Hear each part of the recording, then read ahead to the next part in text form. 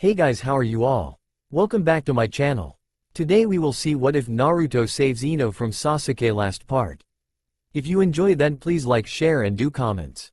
A full year had come and gone very quickly since Ichigo arrived in Naruto's life.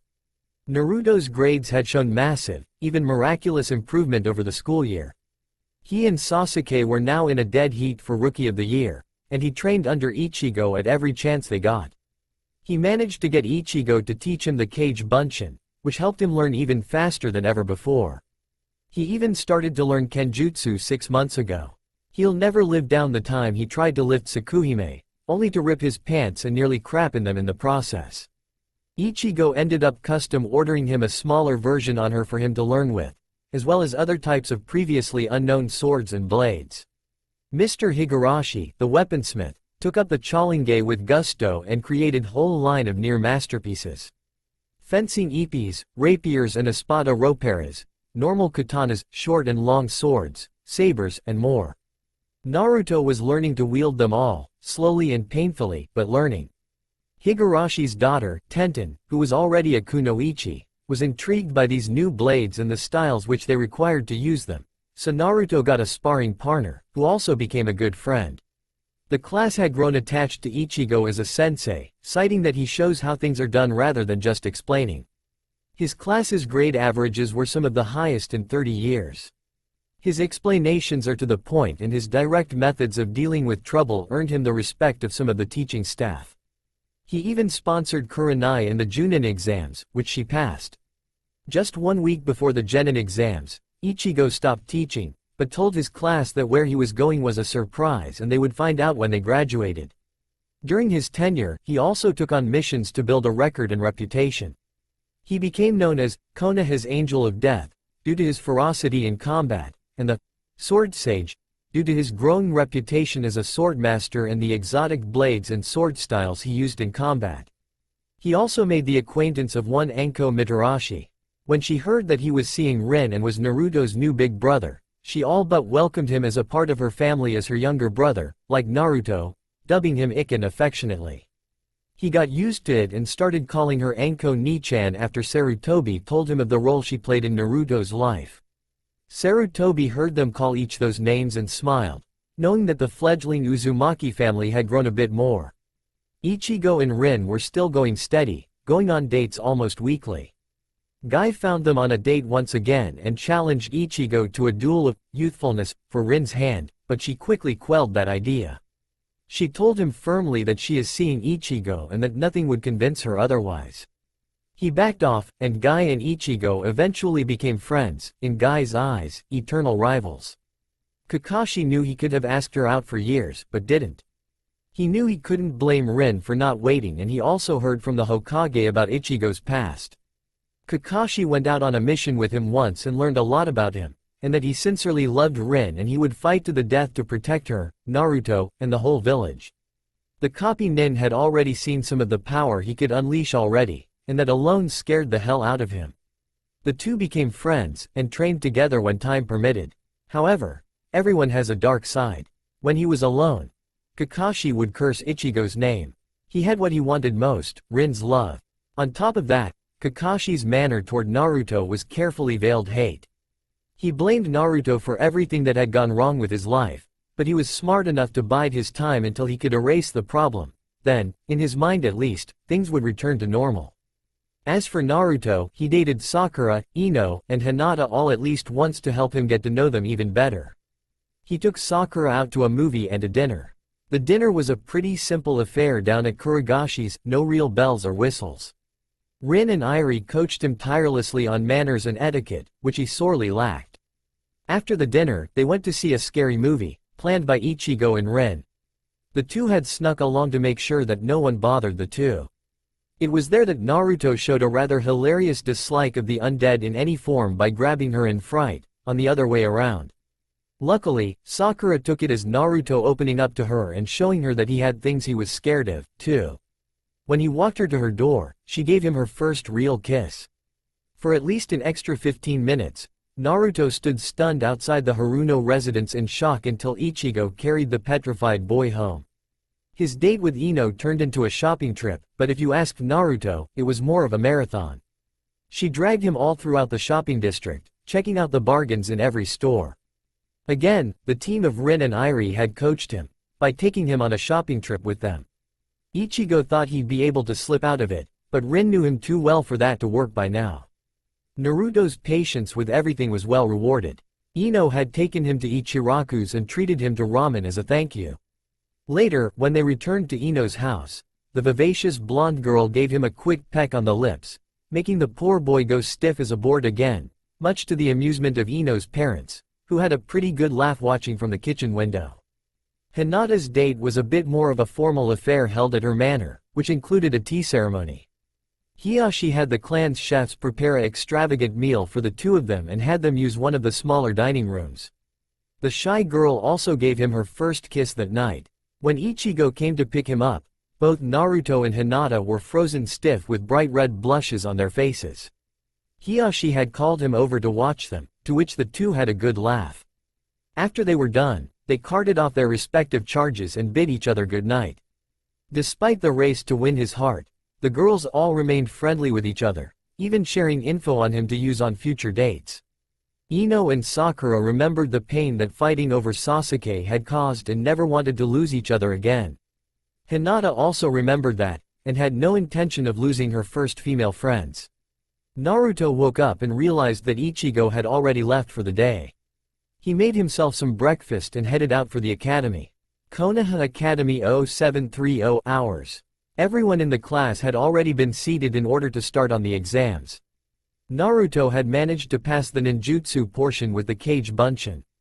Sasuke scoffed until all three clones high-fived each other, showing that they were real clones, not just illusions. His scores at the target range were also good. Now, it was down to the taijutsu portion of the test. It was basically set up tournament style, with boys and girls in separate divisions. The class was surprised to see Ichigo-sensei among the Junin on the bleachers, along with Kurenai-sensei. Hinata easily won in her division, with Sakura as a surprising second. She used a smoke bomb to end a Bunshin to get Ino to fire her Shintention at the wrong target. However, she was no match for Hinata in pure taijutsu, who pretty much hung her out to dry. She idly commented that facing her in straight taijutsu was like eating soup with chopsticks. The boys' fights were pretty interesting. Naruto released his weights and he was all over the battlefield. Thanks to the weight training, he was much faster and stronger than before, running rings around most opponents. His fights were a stark contrast to Sasuke's, who just took out his opponents with the same single blow, every time. Finally, the final match for the boys rolled around. Naruto vs Sasuke. Don't even think of just running around, using your stupid little tricks, Dobi. They won't work on an Uchiha. Sasuke said smugly. You'd know something about running. Wouldn't you, Sasuke? He fired right back. With that, Sasuke launched himself at Naruto, enraged by the truth. The two continued to trade blows for 5 solid minutes, neither one getting a clean hit on the other. Sasuke finally got fed up and switched to ninjutsu. He shot a fireball, but he was surprised when Naruto countered with a Suiten jutsu, the Suiten, Sutaihao. Seeing that he no longer had a glaring advantage, he flew into a rage. His attacks got sloppier and Naruto just waited for the right opportunity to strike. Finally, Sasuke overextended a punch. Naruto quickly grabbed it and swung Sasuke down into an arm bar hold, making him eat dirt. Sasuke got desperate and hit Naruto in the groin, hard. Naruto, not surprisingly, keeled over in pain as Sasuke strutted up to him. That's where you belong, Dobi. At my feet, in the dirt. He sneered as he pummeled Naruto some more, in a fashion familiar to the one on the day of the fire and attack. Before Iruka could stop the match, Sasuke stopped and spat on Naruto.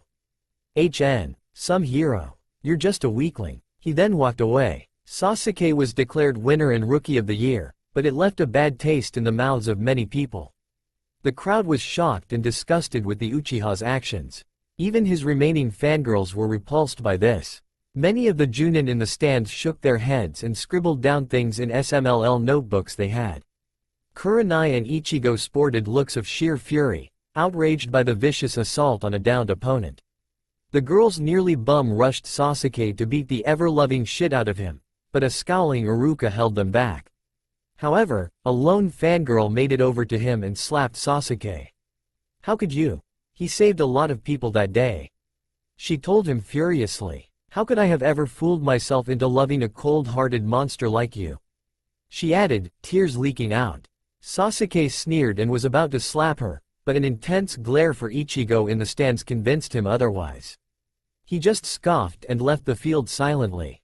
All the hubbub died down and the students who passed were addressed by Iruka. "To all of you who passed, excellent job. This is the biggest graduating class in a very long time, and I think you should all be proud of yourselves." He continued to talk and introduced the Junin in the bleachers. The class perked up when they heard that Ichigo would be a sensei for one of the teams. Iruka began to read off the teams and names. Team 7 will be under Kakashi Hitaki, Uchiha Sasuke, Aburame Shino, and Inazuka Kiba. A low, angry buzz was heard from Shino and Akamaru let out a low growl. They didn't like the choice in teams. Team 8 will be under Ichigo Uzumaki, Naruto Uzumaki. Naruto got a huge grin on his face. His big brother was going to be his Junin sensei.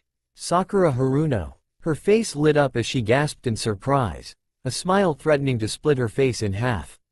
A person who she had come to highly respect was now going to be her sensei for a long time, now.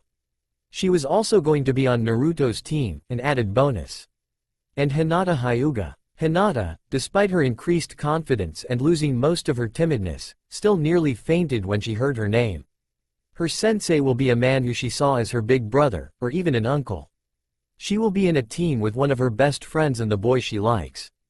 Team 10 will be under Asuma Sarutobi, Shikamaru Nara, Choji Akamichi, and Ino Yamanaka.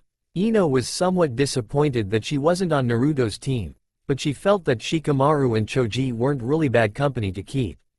Since the attack, Ino had patched her friendship with the duo. She whispered into Naruto's ear that they would have to date again sometime again, soon. The senseis all collected their teams and headed off for introductions. Ichigo was fortunate to have known these particular genin for some time now, so their intro was short.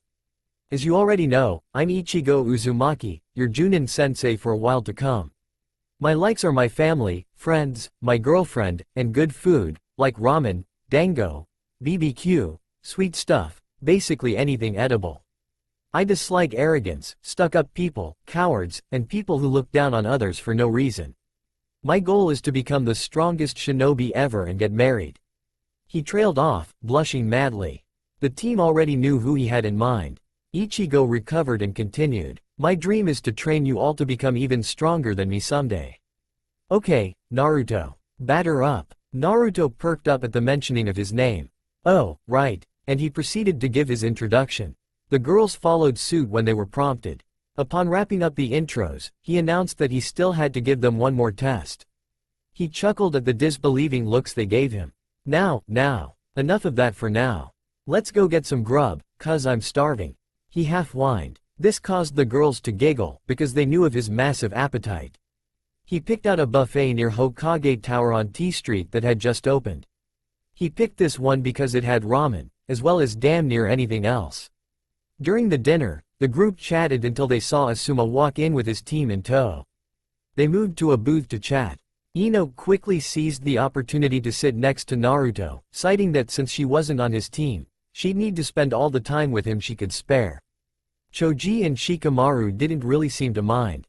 They kinda liked Naruto, and Ino wasn't as bossy as she was when she worshipped the Uchiha. All in all, things were good. Ichigo surprised Choji by clearing a whopping 9 plate in under 30 minutes. Beating an Akamichi in eating was nothing to scoff at. After dinner, the teens all bade each other farewell, with Naruto getting 3 goodbye kisses, with the girls giggling due to Naruto's blown fuse reaction. Asuma gave an amused chuckle and thought, "I think Naruto just hit puberty right now." Choji smirked at Naruto's good fortune, and Shikamaru just sighed. Along the way home, Naruto tried to pry some info on the test that Ichigo was going to give them the next day, but he stayed tight-lipped about it. The two settled in for the night in preparation for the day to come. Konoha Main Gate 2230 hours. As most of Konoha slept, A lone figure steadily made her way toward the gates. Kotetsu and Izumo, the two Chunin gate guards, spotted her and asked for her papers and reason for her visit. "I want to see my baby." "Now move." She merely lowered her hood to reveal her face. She had long, fiery red hair, deep emerald green eyes and a cherubic face. But the most important fact is that the two Chunin knew who she was, and in their stunned silence, let her pass.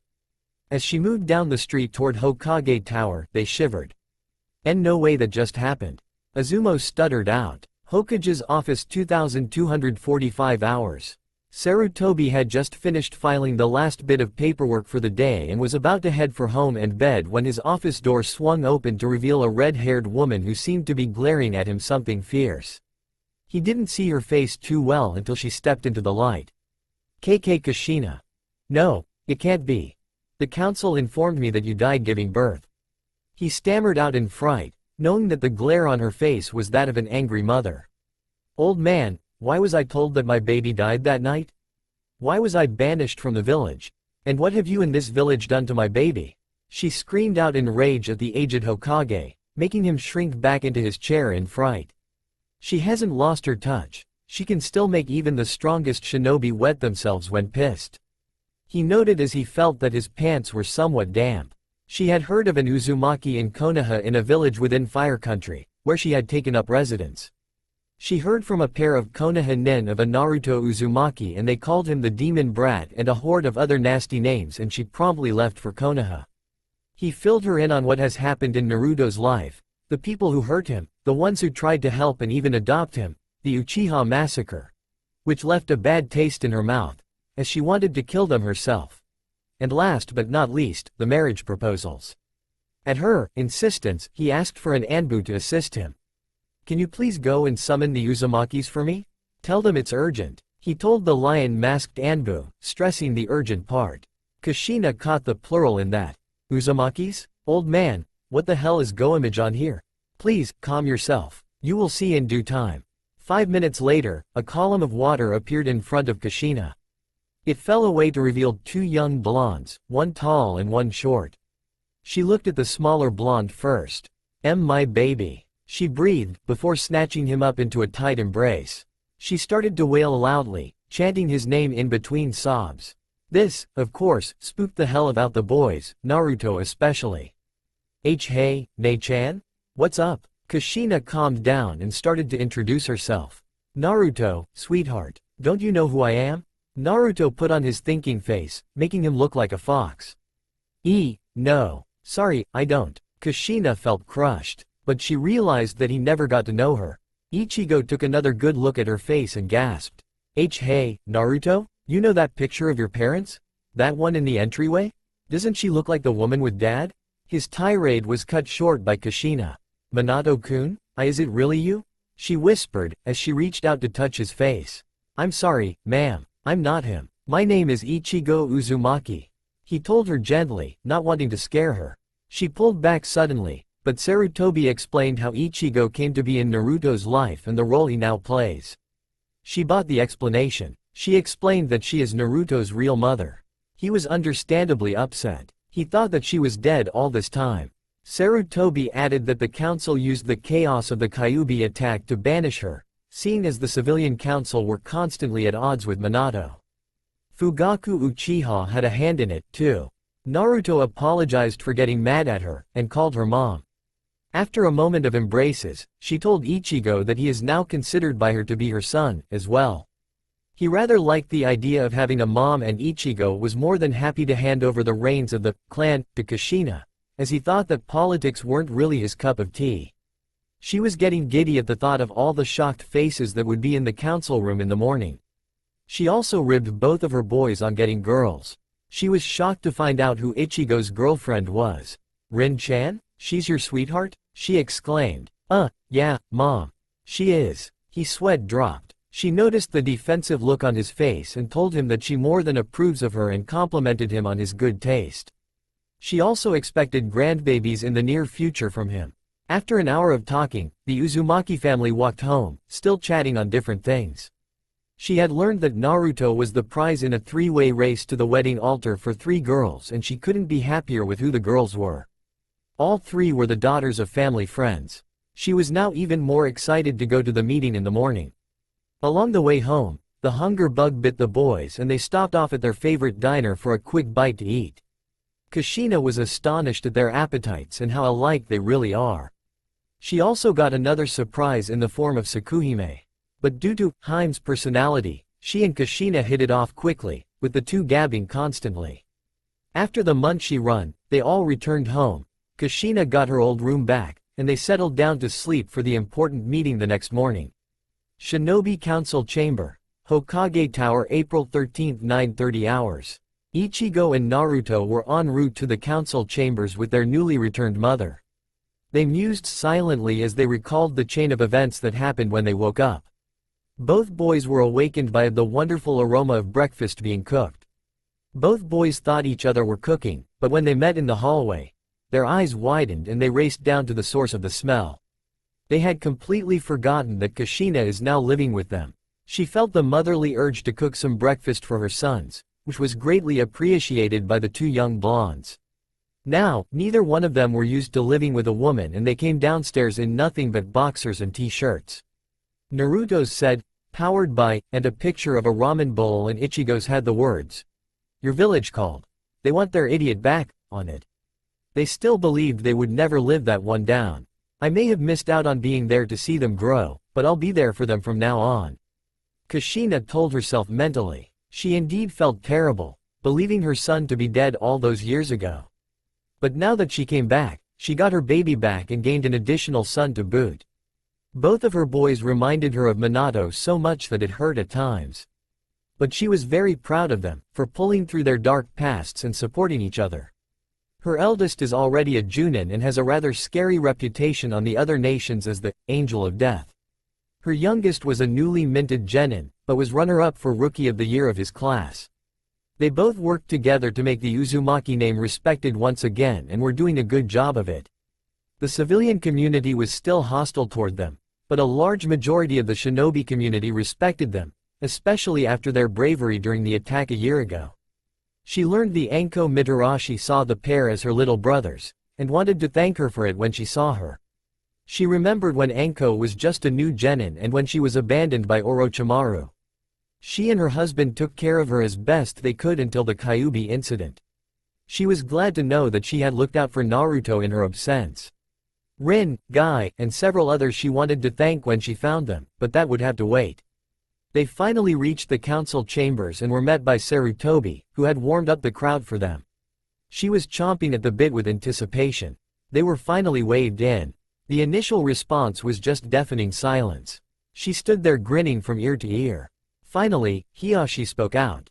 "KK Kushina? Is it really you?" "Yep, I'm back," she replied brightly. "But where's Hito?" she wondered to herself. With that proclamation, the room erupted into a sea of chaos. They were overjoyed that she was back. The children were confused, though. They had no idea who this mystery woman was.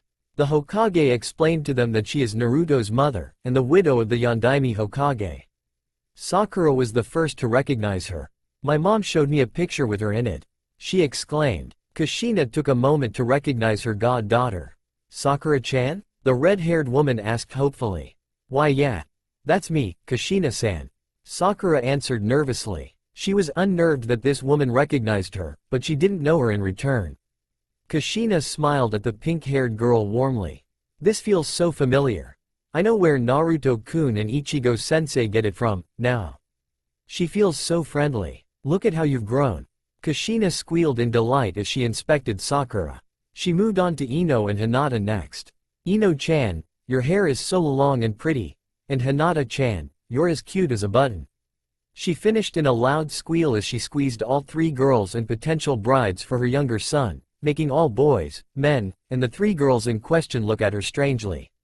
The chamber door burst open suddenly to reveal Rin, Iruka, and Anko huffing heavily, as if they scrambled to get there. "Is it true? Is she really back?" she exclaimed loudly, with the others with her nodding in agreement. She was rewarded with the answer she was waiting for. "Anko-chan? Is that you, my little Anko-chan?" Kushina asked as she walked up to Anko. Said Snake Kunoichi, very uncharacteristically, burst into tears and hugged the red-headed woman for dear life. She viewed Kushina as her mother after she was taken in by her and Minato, and missed her very much. Naruto and Ichigo looked on in worry. "Ne-chan, are you okay?" Ichigo asked. Anko composed herself and faced her. "Brothers. I am fine. This is finally a real family, my greatest dream come true," she told them as she dried her eyes. Rin was next. They just couldn't believe what they were seeing. Kushina just strolled up to Rin and placed her hands on her shoulders. "I'm looking forward to some beautiful grandbabies someday," the female Uzumaki chirped as she went on to asking about wedding plans and the like. Next up was Iruka, who she remembered as a perpetually shy boy, at least around her. "Thank you for helping out my son, Iruka-kun," Kushina told him softly. "Oh, why you're welcome, Kate Kushina-san," he stammered out. Unknown to everyone, he used to have a monster crush on the red-haired woman when he was in Naruto's age. Ichigo noticed Iruka's oddities. "Hey, Iruka. Geez, man. What's wrong with you?" Nothing," he answered suddenly, but blushing furiously. She moved over to Hiyashi and found out what happened to her friend Hito. "I am sorry, she died 7 years ago. She was sick, but still gave birth to my youngest daughter, Hanabi. I still miss her so much." The normally stoic Hyuga leader choked out as he struggled to regain himself. Her talk with Miho Haruno went over in a similar fashion as with Hiyashi. She learned that her husband Shiro had died in the course of the fighting that night. Kushina was struggling to come to terms with the loss of some of her best friends. She also was utilizing every bit of self-control that she had to not eradicate the civilian council that night for what they did to her and her babies. Yes. She considers Ichigo to be one of her babies, too, until she was enveloped in an embrace by her sons, which had calmed her considerably. The rest of the meeting went well enough, with the rest of the clan heads getting their greetings and welcome backs in. Within the hour, the room thinned out, leaving the Uzumaki family alone with the Hokage. "So boys, how does it feel to have your mother back?" he asked them. "I am not sure yet, but it's nice to have her there. Someone to come home to be there for us. I can't even begin to describe how good that feels." Naruto answered. "You can say that again. I've never had a family before I came here, but I do now. I couldn't have gotten any luckier." Kushina and her boys chatted for a little while longer before going home. Ichigo told Naruto to tell his other teammates that the test will be tomorrow. On the way home, Kushina was pondering what to do about what her crazy late husband had gotten Naruto into. He inadvertently given the boy a small harem, but at least he got all 3 girls to not just like him, but love him, prior to knowing about the engagement attempts. Another positive note was that they were all competent kunoichi for their age, not just the ignorant and useless fangirls the Uchiha brat surrounded himself with. Not to mention they were all nice girls in her book. Another thing that she was thankful for was that her eldest is the Junin sensei for Naruto. Someone she could trust with Naruto's well-being and training. She had learned of Ichigo training Naruto in swordsmanship and felt that it was something she would have to see for herself. For now, she would enjoy the company of her sons and adoptive daughter, Anko, and readjust to life in Konoha. Anko was offered to move into the Namikaze family house, to which she happily accepted. The only apartment complex that would rent to her was little more than a roach motel, not really fit for anyone to live in, so it was a no-brainer. On top of that, she would finally get to live as part of a real family, something she'd never thought would ever happen to her. As they left the meeting room, they stopped off of their familiar haunt, Ichiraku's, where Tucci nearly had a heart attack seeing Kushina again. He got over the shock quickly as he cranked out their orders at warp speed, a testament to how much the small family missed her and how much brighter their lives would be with her in them again. It was all like a puzzle just sliding and locking into place, gears meshing and turning in harmony. The village would never, ever, be the same again now that a family long thought dead was thriving again, stronger than ever with the return of the spunky matriarch as their center. This long fragmented family was finally 3 months. 3 months had passed by ever so quickly, but left their mark. Kushina had readjusted quite well into the village, but she had to work on restraining her temper where her youngest was concerned. One man commented that the fox brat should just die and leave them in peace, and she nearly took his head off. She was about to show this fool why she was known as the Benihime, or the Crimson Princess, when Ichigo showed up to hold her back. Even with Kushina back and Naruto under an even tighter guard, People still attempted to harm him and even tried to kill him. Kushina nearly killed an errant chunin for coming at her youngest baby with a kunai until Enko dragged him off to her playroom at the T&I offices where she worked. Ichigo beat another offending junin within an inch of his life before turning him in. Naruto's training was coming along well, as Kushina took an active role in it. She learned that Ichigo was a swordsman and she challenged him to a spar, in which she wiped the floor with him. You see, she has always had a natural gift for swordsmanship, and even though Ichigo held an immense advantage in power and speed, she was able to defeat him with sheer skill and ability. This made him have an even healthier respect for his adoptive mother and led him to teach the styles needed to use the other swords that he had made. The fiery redhead took to fencing quite well, and she particularly favored the espada ropera, a sword of Spanish make that was usually a thrusting blade, but it was double-edged, swift and deadly. The grace required to wield it effectively was something she had naturally. Her fighting style with it looked more like she was dancing, with an elegance and grace that seemed supernatural. From that point on, carried one at her side at all times. When it came to training with her boys, she took to it with a gusto that could have put Guy to shame, meaning that she ran the pair of blondes into the ground without mercy. Luckily, Rin was around a lot, so they didn't stay beat up for long. Rin's friend, Irie, was a regular at the Uzumaki house, due to the two medics never being all that far apart. Sometimes, he thought they were attached at the hip. As for how Team 8 was doing, they were mainly practicing and doing D-rank missions. He managed to teach them several chakra control exercises and made sure they could do them efficiently. Ichigo quickly found out that the D in D rank stood for dreadful, dreary, and draining. After the first few times catching that damn Tora, he felt like putting that stupid cat out of his misery and everyone else's. The task of one mission was to replace the serving staff of a wealthy restaurant. Naturally, they dressed into the staff uniforms and set to work. All was going well until Hinata noticed that their sensei was missing. One would think it would be easy to spot their sensei, because a 6-foot-tall blonde with different colored eyes should have stood out like a sore thumb.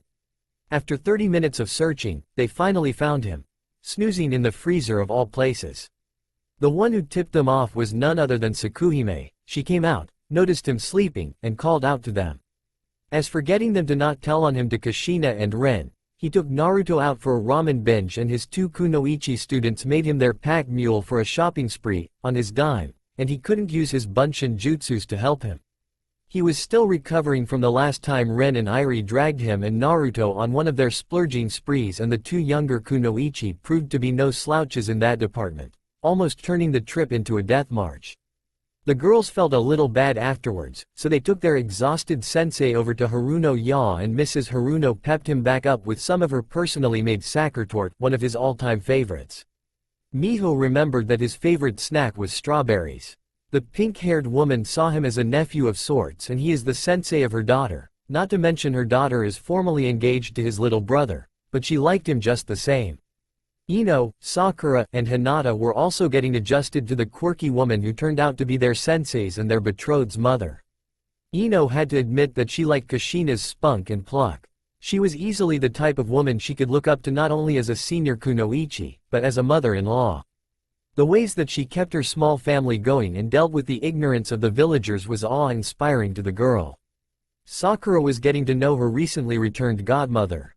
She was surprised when she first found out from her mother who her godparents were, but was dismayed when she found that they were dead. Now that Kushina was back in their lives, she wanted to get to know her possible future mother-in-law as well as possible. Hinata wasn't so sure about Kushina at first. She seemed a little scary, but after the woman took her and the other girls aside to a day, she warmed up to her quickly, addressing her as Auntie Kushina. She admired the woman's strength, knowing that her sensei and her finesse came by theirs honestly. Kushina was quickly proving to be a very attentive mother. Ichigo had a patrol mission with a team of chunin to lead in between his genin team's assignments and was just about to leave from the main gate of the village when the red-haired woman came pelting around a corner and barreled into her much taller son, bearing a wrapped package. "Here you go, Iken," she told him in a perky tone as she thrust the aforementioned parcel into his hands. What's this?" he asked. "It's your lunch, silly boy," she replied, getting on her toes to kiss her baby on his cheek. "Have a good day, sweetie. I love you," She called out to him as he and his team left the gates, failing miserably to hold in her laughter at his embarrassment. Almost. He blushed brightly as he whined out. "Oh, Mom, come on." He wished that he could filter out the snickering of the Chunins behind him, especially the two he swore up and down shared the same brain, Kotetsu and Izumo. He truly loved the short red head as if she were his real mother. After growing up without parents, he welcomed the idea, relishing in it.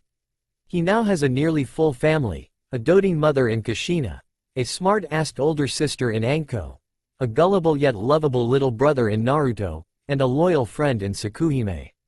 He has a wonderful girlfriend in Rin, one who he was planning on asking to be his wife someday, soon hopefully. He vowed that he would protect his newfound loved ones with every scrap of power he had, consequences be damned. Kushina looked upon her family with barely contained pride. All three of her children, even if the elder two weren't hers by blood, she still loved them as much as she gave birth to them herself. If you asked her, she had a beautiful daughter and two handsome sons, all three of which she was very proud of and looked out for one another. Anko was a special Junin, Ichigo a full Junin and sensei, and Naruto was now a genin. All three were very affectionate with her, and to them, she was the center of their worlds, their hearts. She missed out on her babies growing up, but she would rip the council apart if they tried to take them away from her again, no matter what the consequences might be. Anko had been scorned and alone for many years, but having her adoptive mother back in her life and now having an honest-to-God family breathed some purpose and happiness back into her life. She adored Naruto in the first place, and then Ichigo came, filling another empty slot in her family. When Kushina came back, she finally felt whole. The Snake Princess had even taken up the Uzumaki name, becoming Anko Uzumaki to signify that she now had somewhere that she belonged. She now lived for her family, who lived for her as well. Naruto was in shock for the first few days after his mother returned. He was enraged at her at first, because he thought that she abandoned him. After he found out the truth behind why she left from the Hokage, he was beyond pissed at the council for tearing his family apart. Thankfully, he had his new family, friends and the girls who helped to calm him down and stopped him from doing something rash, which was going in and wrecking the civilian council or worse, letting the power of the Kyuubi loose. End flashback. August 13, 7:15 hours. Ichigo woke up slowly in his room to the smell of breakfast cooking, a sleepy grin spreading across his face as he slips on his uniform and made his way down to the dining room, wondering what kind of culinary delight awaited him next. When he got down to the dining room, he found that his siblings were already sitting down, Anko going through a dossier for one of her victims, and Naruto working on a chakra exercise, spinning a spoon in his hand. "Mornin', y'all." He yawned as he ventured into the kitchen, the source of the lure out of his cave, to find his mother cooking up some pancakes and eggs for breakfast. He walked up behind her, hugged her and gave her a kiss in the cheek. "Morning, Ma," he told her with obvious affection. "Finally up, lazy bones?" She chuckled as she turned to face her eldest son. "Could you take these out to the table for me, sweetie?" She asked him as she handed him a platter filled with pancakes to bring out to the dining room. He nodded as he did as she asked. A few moments later, the Uzumaki family sat down to eat breakfast and began to go over their agendas for the day. Anko told them she had a rather tough nut to crack down in the playroom, in the T&I office's basement, but she was actually looking forward to the challenge. Naruto's business was tied to whatever Ichigo set out for the team, so he was pretty much spoken for. As for Kushina, she had since gotten a job teaching the Kunoichi classes at the academy. She made it her personal mission to take those starry-eyed fangirls and tune them into reality after she saw the kinds of girls that were in her youngest son's class and the classes after him. She felt that fangirls were a disgrace to serious Kunoichi everywhere and she wouldn't have it under her watch. Flashback. 1 month ago. Kushina waited on a bench outside of the Hokage's office, awaiting her turn to be seen. After around 10 minutes later, the secretary waved her inside. "Ah, Kushina-chan, I understand that you wanted to talk with me about something. May I ask what that may be?" he inquired. Kushina sported a wide grin that her kids and husband were famous for, and it usually led to something out of the ordinary. He could almost feel a headache coming on, but he let her continue. "Yeah, I saw that there was an opening for a sensei to teach the Kunoichi classes at the academy and I'd like to apply for the job. My kids are all working hard, so it only seems fair that I do the same." she stated firmly, slapping down her application for the position. Sarutobi blinked in disbelief. I never could get anyone to teach those classes, and the ones I do find are horrible, neglecting their practical skills for theory. If I know her well enough, Kami help us, she might be the answer to the problem. He mused, puffing his pipe lightly. Very interesting, Shina-chan. However, I would like to hear some more of your reasons for taking on such a demanding assignment. Not that I'm doubting a kunoichi of your caliber, mind you. Just bear in mind that the council set forth the curriculum for those classes. He asked her honestly. To start with, the number of satisfactory kunoichi has taken a nosedive in recent years. These requirements do little to nothing in preparing those girls for the life of a kunoichi. I noticed that there were no rape counseling classes, and not one single sensei has taught the contraceptive jutsu to use as a defense against unwanted pregnancies. I asked the most recent graduates and they had absolutely no idea what I was talking about. On top of all that, the number of fangirls in the program is disappointing. I thought that they would have been dissuaded or weeded out by their third year in. That is just downright disgraceful, old man. Kushina railed into him soundly, getting her point across. Sarutobi tried to defend the council's actions, but remembering back to Naruto's situation, the defenses he mounted crumbled like so much dust. Yes, I see your point. If you would draw up a rough lesson plan for me to present to the council, you've got the job. He told her, to her delight. The next day, she and Sarutobi went before the council and presented the plan to both sides of the council. The shinobi side, especially Sume Inuzuka, wholeheartedly supported the new lesson plan that Kushina thought of. The Inuzuka head thought back to the kunoichi classes she went through when she was a young girl and nearly got the dry heaves. Those classes are so outdated that it's not even a joke anymore. They never taught anything worthwhile in them that a Junin kunoichi, their parents or friends, couldn't teach them.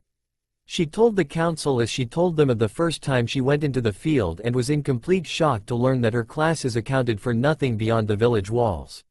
Inoichi Yamanaka concurred with her, saying that he wished that they had snapped his daughter out of her fangirl phase much sooner. Ino's eye-opening experience nearly cost the girl her life, and Naruto was also almost killed due to it, as well. However, the civilian side of the council rejected the plan, saying that the current plan in place was just fine and no changes were needed. They had come up with that plan as a way to get some of their children into the ninja ranks much more easily, but it dragged down the quality to said ninja at the same time. Sarutobi wasn't ready to budge on the matter, as he knew that Kushina's plan would raise the quality of the kunoichi being trained at the academy and make them much stronger in the long run. The measure was put to a vote. Now, with how the numbers were on the opposing sides, they almost always ended in a tie, at least with the Uchiha gone. Now with the Uzumaki on the council, they got the lesson plan passed and would be put into effect upon the start of the next school season in 1 week. That week went by quickly, seeing her inside a classroom on the other side to the desk this time. One of the only other sensei she got along with was Iruka, due to the others snubbing her because of Naruto. Upon the first few minutes of class, the kunoichi hopefuls piled in and just began to treat her class as a chance to catch up on the latest gossip. Infuriated, her kind and patient facade gave way to the serious kunoichi that was feared far and wide as the Benihime no Konoha. Shut up, she roared as she sliced clean through her desk and actually gouging the ground before her. This got their attention very quickly, scaring the crap out of them and silencing them for the day. The next day, the girls all came back to class with a very healthy respect for the red-haired kunoichi. The first reason was because they learned that her son was none other than Ichigo Uzumaki, who taught the highest scoring class in the history of the academy. The second was due to the fact that their parents told their daughters who she really was, the Crimson Princess, the Red Death, not to mention the rest of her active family's monikers, Ichigo the Angel of Death and Anko the Snake Mistress.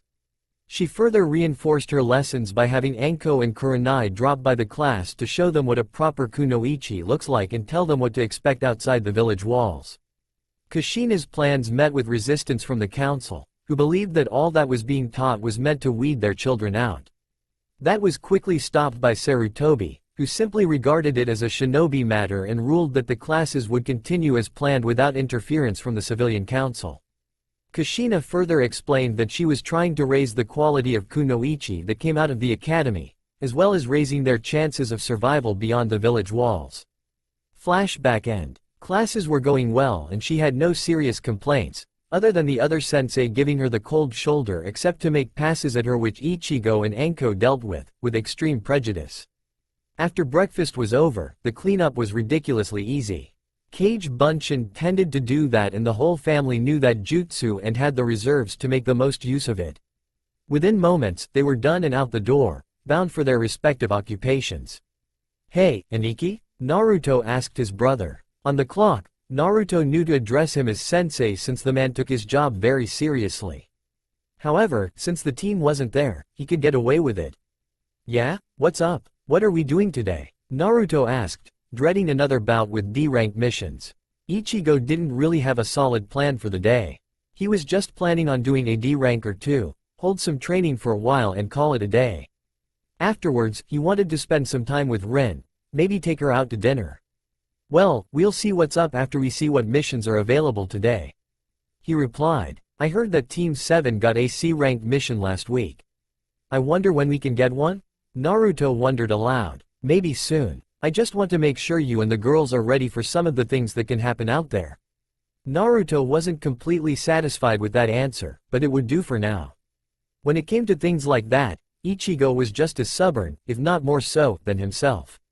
Besides, he trusted his brother's judgment to steer them right and keep them safe. They simply increased their pace on their way to Team 8's meeting spot.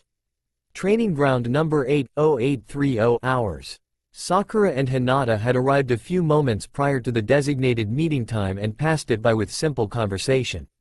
Naruto's angels, as they had been referred to by the senseis, had grown quite close despite the fact that they were all fiancés of Naruto by chance, but his friends and loved ones by choice.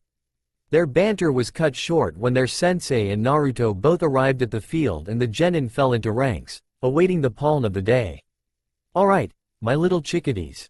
We're gonna start things off with another mission, then some taijutsu training after lunch, and we'll see how we feel after that," he stated to his students. The three genin sighed at the thought of getting another D-rank mission. They all wanted to get a higher ranking mission and actually leave the village for once because it was getting boring for them. Hokage Tower. Mission Hall 0900 hours. Ichigo lead Team 8 into the mission hall and began to grumble as he reached for a D-rank scroll. Suddenly, the Sandame called out to him. "Uzumaki-san, if you would, I have a mission for your team already," he told them, holding a different scroll. "As you know, Team 7 left on a C-ranked mission to Wave Country on an escort mission. But this mission has gotten to be too much for them to handle alone, so I am going to have your team be their backup. You have 2 hours to make preparations and depart. You must make all haste to the client home, where they are currently recovering from a very harsh battle." Casualties? None, thankfully. Kakashi is wounded and is suffering from chakra exhaustion. Sasuke has some broken ribs, Kiba and Akamaru and banged up but okay. Shino has some minor injuries as well. The daughter of Tazuna, Tsunami, was a former nurse and has been able to render medical care. "Now, please, go and save Team 7. Dismissed. As they marched out of the mission hall, the three genin were almost exploding with anticipation. Their first real mission and in a foreign land, too. They all calmed down as their sensei addressed them. "Alright, go and inform your folks, pack the gear you'll need and meet me at the east gate in 2 hours. Fall out," he ordered as they all left to prepare. Ichigo sighed. Their first mission beyond the village walls. "I hope I can keep them safe. I don't even want to think about losing one of them," he told himself as he left to go tell Rin that their plans for the night would have to wait. Konoha Eastern Gate 11:30 hours. Team 8 had assembled at the east gate of the village and Ichigo had them go over their gear for one final check. The piece of gear that you forget could have been the one that saved your life. He instructed them. They wouldn't ever dream of doubting him, as he was a proven survival expert. After some tearful goodbyes, from the parents, anyway, Team 8 commenced their mission immediately.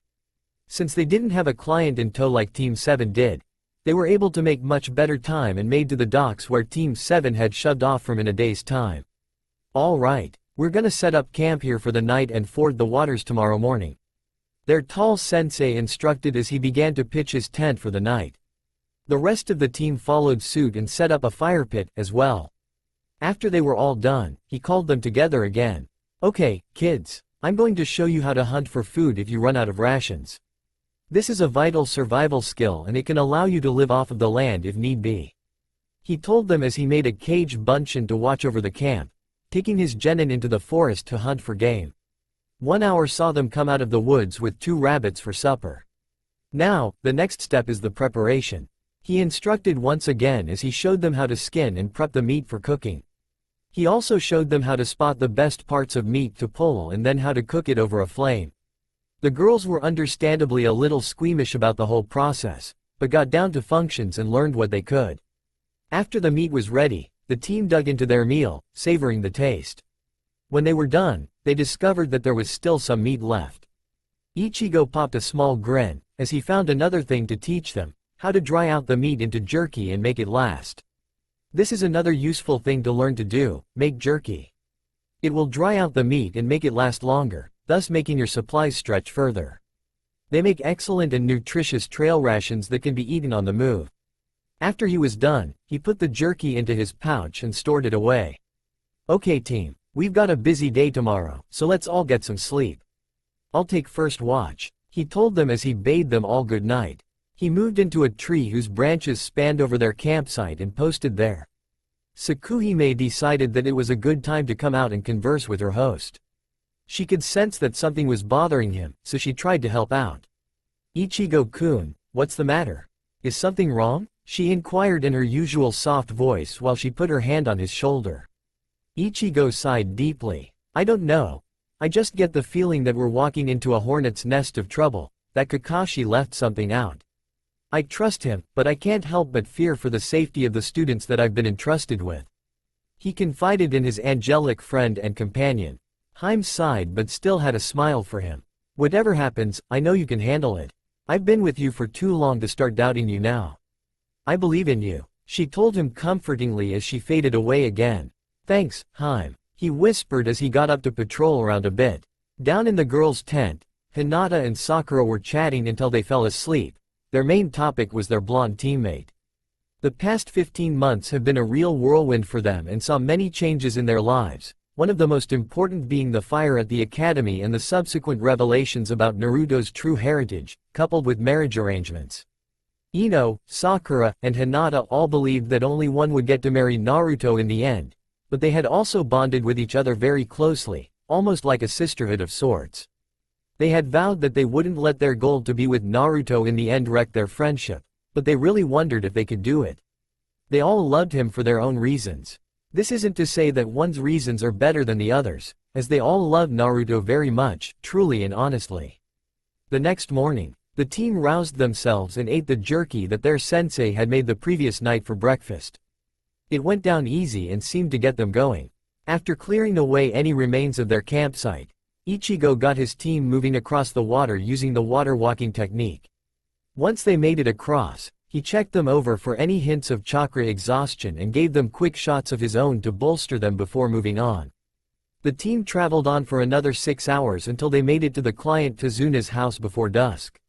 Ichigo was greeted at the door by Tazuna himself and ushered his team inside. He immediately began to assess the condition of Team 7 and it was actually worse than what was reported. Tazuna's daughter, Tsunami, had been administering medical care for the team and she had done a wonderful job. The ex-nurse went over the list of injuries with the second team's sensei, knowing that he was probably now in charge. Kakashi had multiple lacerations, broken right forearm, 4 cracked ribs and chakra exhaustion. The chakra exhaustion he could help with, but the injuries were beyond him. At least with his chakra levels back up to snuff, he'll heal quicker. He reasoned. Kiba and Akamaru looked worse for wear. Kiba also had multiple lacerations but they weren't as deep as Kakashi's, thankfully. He also had a broken arm, to boot. Akamaru's front right leg was broken and he had a few cuts that had been expertly bandaged. Shino was pretty badly hurt. He was conscious and was able to relate how he sustained his injuries. He had a mild case of poisoning from some of the weapons that their shinobi enemies wielded, some cuts and bruises and a broken ankle. His most serious condition was that over half of his Kikai colony had been wiped out in the attempt to purge to the poison, so he would be out of action for a while, as well. Sasuke had the least amount of physical injuries, suffering only from a few bruised ribs, sprained ankle, and mild chakra exhaustion. His real problem was that he was badly outclassed and his pride suffered a major blow. He had spent the past couple of days sulking around the house and ignoring everyone. Ichigo became tense, as his gut feeling about this mission was starting to come true, but he shoved the thought aside for the moment and got his team settled in. Hinata and Sakura both offered assistance to Tsunami as they had been taught some more advanced first aid by Rin and Irie, to which the overworked woman gladly accepted. Ichigo also lent a hand by cooking dinner for the night and had Naruto hunt for supper, bringing back a couple of rabbits and some fish from a nearby stream. After dinner, sleeping arrangements were worked out. Kakashi and Ichigo were bunked with Tazuna.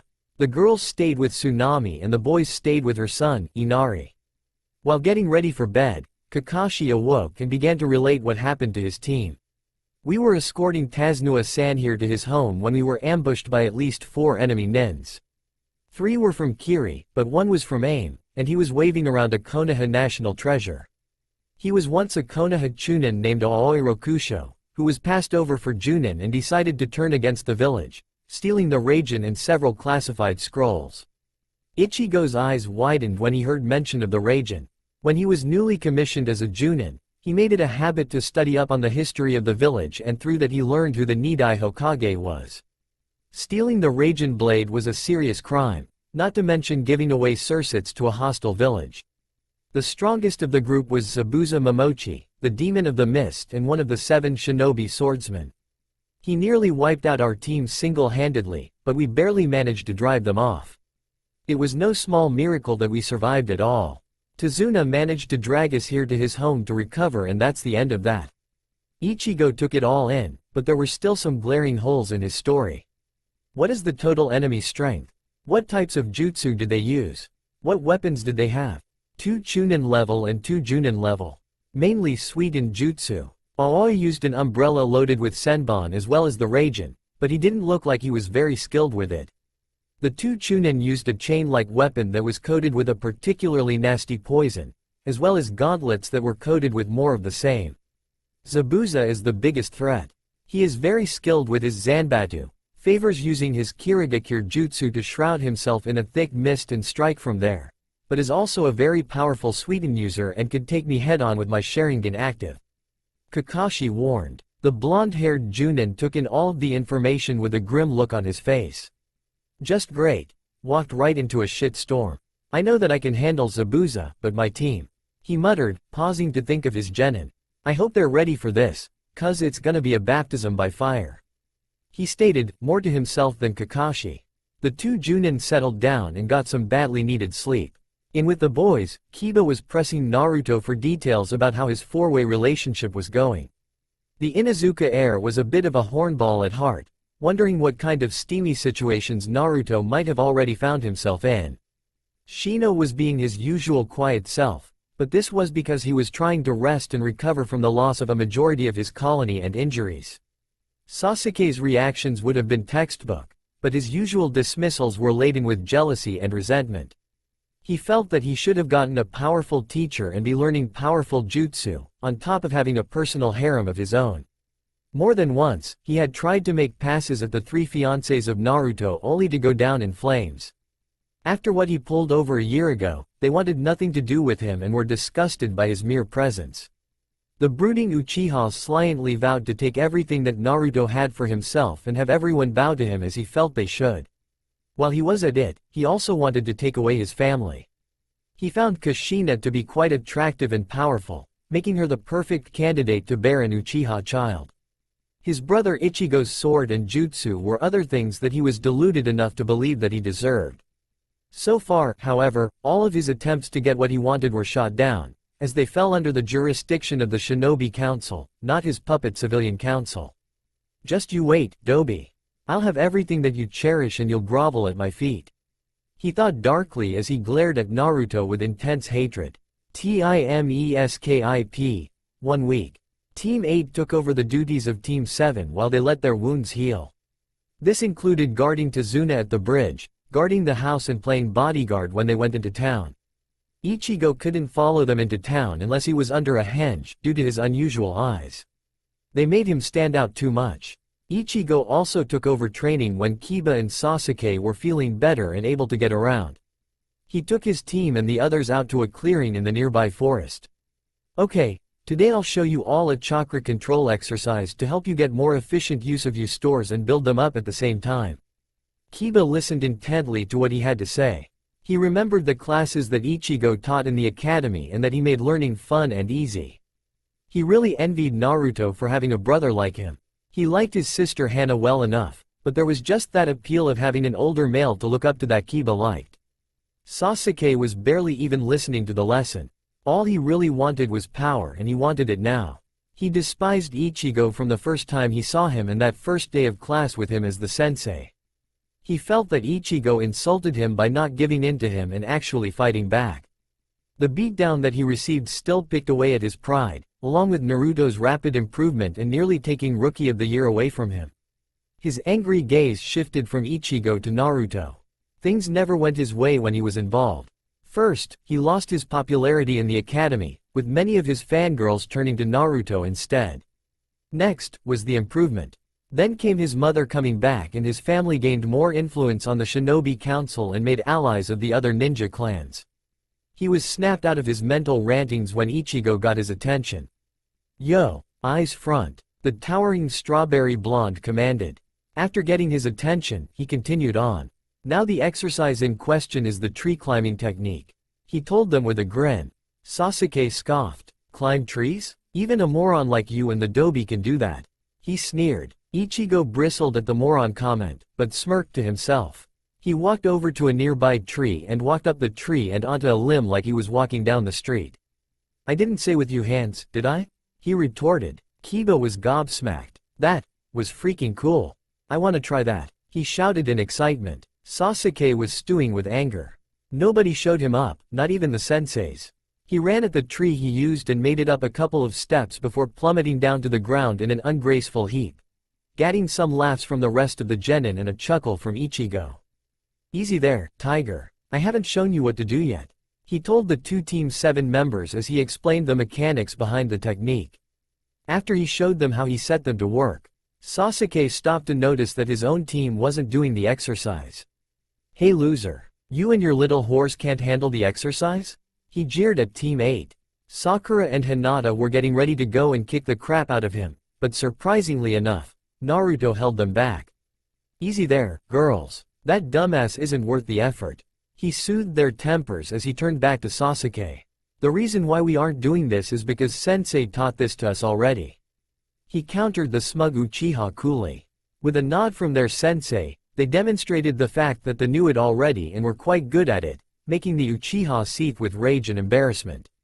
Kiba let out an impressed whistle before walking over to where Team 8 was. "Hey, do you have any tips for this?" he asked them awkwardly. Naruto grinned and he and the girls coached him through the exercise. Little by little, he got the hang of it and after 2 hours, he finally got it down pat. His teammate, however, was having some problems. Due to his anger, he couldn't focus his chakra properly and he continued to fail over and over again. Hinata and Sakura tried to offer some advice, but he snarled at them, called them worthless losers, and continued his series of failures. After another hour, Ichigo took his team to a nearby stream to practice their water walking while sparring at the same time. Sasuke came over to Kiba and asked for what they told him. After Kiba told him, he began to master it at a rapid pace and completed the exercise. He was about to walk off after Team 8 but Kiba spoke up. "Hey, Ichigo-sensei told us to keep working on this for the day." Sasuke sneered at his teammate. "I already completed this waste of time trick. This won't make me stronger. I need jutsu to get more power. That Baka-sensei has that power and he will give it to me," he yelled as he tore off after Team 8. He found Team 8 at the stream, training on top of the water. "How did they do that? Why does everyone else have something that I don't?" he thought venomously until he saw the large blade that Ichigo always had strapped to his back plunged into the ground a few yards away from him. Sasuke gave a dark grin as he made his way over to the scared blade. The owner was otherwise occupied, performing an intricate kenjutsu and taijutsu kata on the water's surface with the smaller blade he always had on him. Tsukuhime felt his presence and sought to warn her host. "Ichigo-kun, Someone is trying to steal the NC's Celeste. She warned him. Ichigo smirked. Let him try it. Remember that it won't anyone but me pick it up? Besides, I think I know who it is. That Uchiha brat. He never could take no for an answer. He replied. He silently called his team over to observe this as well. They watched as Sasuke thought he was being sneaky and touched the handle of the sword and tried to lift it, only to find that it wouldn't budge. After 5 minutes of futile pulling and swearing, he's so angry that he launched a fireball at the blade, hoping to destroy it or damage it somehow. The end result was that the fireball parted around the blade, as if it shielded itself from harm. He then tried to use kunai on it only to have them break on the first swing. His only result was that he was now out of weapons and completely exhausted. He trudged over to the team and gave them a scathing glare. What is it, Uchiha-kun? Do you require something of me? The blonde sensei inquired cheekily. Sasuke gave him a glare with all the ki he could muster, which was pretty pathetic, trying to intimidate him. Give me that blade. I want it now, he demanded loudly. Ichigo couldn't help but egg him on a little more. Or else what, Sasuke-chan? The boy now wore a cruel grin. I'll go to the council and have them make you give it to me, along with all of your jutsu and family possessions. Then, I'll take the Dobi's wenches for my own personal harem. After that, I'll take your dear mother, and make her writhe beneath me as she helps bring about the next generation of the Uchiha. He shouted as he began to laugh maniacally. Ichigo's mirth came to a violent, screeching halt upon hearing that. He knew that it was an empty threat, but just having the gall to say was bad enough to spur him into action. Before he could even move to put the arrogant little bastard in his place, his team was already in motion and thoroughly kicking the shit out of the Uchiha heir. Naruto was the most angry of them all. You son of a bitch. I'll never let you even breathe near my mother or the girls. I'll kill you first, he roared as he rained blows down on Sasuke. Ichigo noticed wisps of red starting to emerge from Naruto as his rage climbed higher and higher, alarming him greatly as well as Tsukuhime. That chakra. It's the Kyuubi's. We need to stop him. The seraph cried as she began to use her powers to suppress the demon's power. After a few minutes, she managed to suppress it completely, but Naruto fell slack when the demonic energy left him so suddenly. I'm glad that Naruto-chan is okay now. Haim panted tiredly. Haim, are you alright? Her host asked her with no small amount of concern. I'll be okay. I just need to rest, Ichigo-kun. She reassured her longtime friend and partner as she let herself regain her strength. Meanwhile, Hinata and Sakura rushed over to where Naruto fell, forgetting all about the red aura that flared to life moments before. Their only concern was the blonde boy they both cared for so much. Hinata used her Byakugan to scan for any abnormalities in his system. To her relief there were none. Sakura bandaged up his knuckles and loaded him onto her own back to carry back to Tazuna's place. Ichigo watched his genin with pride as they relied on one another and showed true teamwork. He looked over to where the Uchiha lay and scowled. He was sorely tempted to just leave him there, but made a Mizu Bunshin to drag him back while he himself reholstered his Zanbatsu on his back and had his team return to Tazuna's place. Upon arriving back at the house, Kiba was the first to notice Sasuke's condition. Dude, what the hell happened to him? Kiba asked, more in curiosity than in concern. The Uchiha looked like the entire Inuzuka kennel took turns using him as a chew toy. Ichigo's expression took on a grim one that the Inuzuka boy came to know as his "do not fuck with" face. His curiosity died a horrible death right then and there. Kiba knew that Sasuke wasn't Team 8's a favorite person, but he must have really pissed them off for the emo prince to come back like that. Shino merely sighed. He knew of Sasuke's jealousy of Team 8, especially the Uzumaki family as a whole. He asked his father about it once and was told that the Uchiha clan had once tried to court Kushina Uzumaki, but he failed miserably. He just couldn't handle the fiery redhead because she was far too spirited and strong-willed. Only the Yondaime could match her in combat, and that is what attracted her eye. Fugaku simply couldn't accept defeat and continued to try again and again even after he married Sasuke's mother, a very kind and gentle woman named Makoto, who was also a fierce kunoichi in her day. The jealousy from his father must have carried over into Sasuke himself and started a whole new cycle of hatred. This is something that we do not need in our already shaky team dynamics. Sasuke must forget his hatred and petty jealousy for the good of the mission. Shino thought as he painfully limped about the house. Kakashi saw the condition that Sasuke came back in and nearly flipped out. "What the hell did you do? Can't you do anything right?" he yelled. "Little bastard threatened my family and students. No one gets away with that. On top of that, he attempted to steal my sword from me." Ichigo answered in a cold tone with a matching glare, daring Kakashi to say otherwise. Team 8, minus Naruto who was carried, all sat down at the table while the two sensei seemed to want to know something about one another. "Why does it seem like Kakashi resents me somehow? What the hell is his deal?" Ichigo wondered in frustration. He wondered idly if the lapses in information were due to some type of resentment. Kakashi was pondering something himself. "Rin, why him? Why did you choose him and not me? I've been around you much longer and you used to fawn over me. What makes him so special?" he thought while he picked at his food. Kiba and Sakura were watching the strange behavior of the two sensei. "What's wrong with them?" Kiba asked as he leaned over to Sakura, who shrugged. "I don't know," she replied. She'd never really seen this from her happy-go-lucky sensei before. Dinner went on in an awkward silence as the two sensei continued their strange but tense behavior towards each other until Tazuna's son, Inari, banged his hands on the table angrily. "I don't see how you can help us. You all look weaker than them as they got their butts kicked." The boy shouted. Hinata had heard enough from the boy. "So you're saying that we're weaker just because we're girls?" she asked dangerously. "Whoa there, Hinata. Chill out for a minute," Ichigo told her placatingly as he turned to the boy. "Now, what is this all about?" he asked. Inari proceeded to tell them all about his father figure Kaiza and how he died a meaningless death defying Gato. He screamed that they would get them all killed and was telling them to leave now. You think you can keep those girls out of his brothels and yourself out of a grave? You and your sensei look even weaker than them," he screamed again, only to have Ichigo pick up a stone that was on the ground and crush it into powder with little effort. "Watch what you say, boy.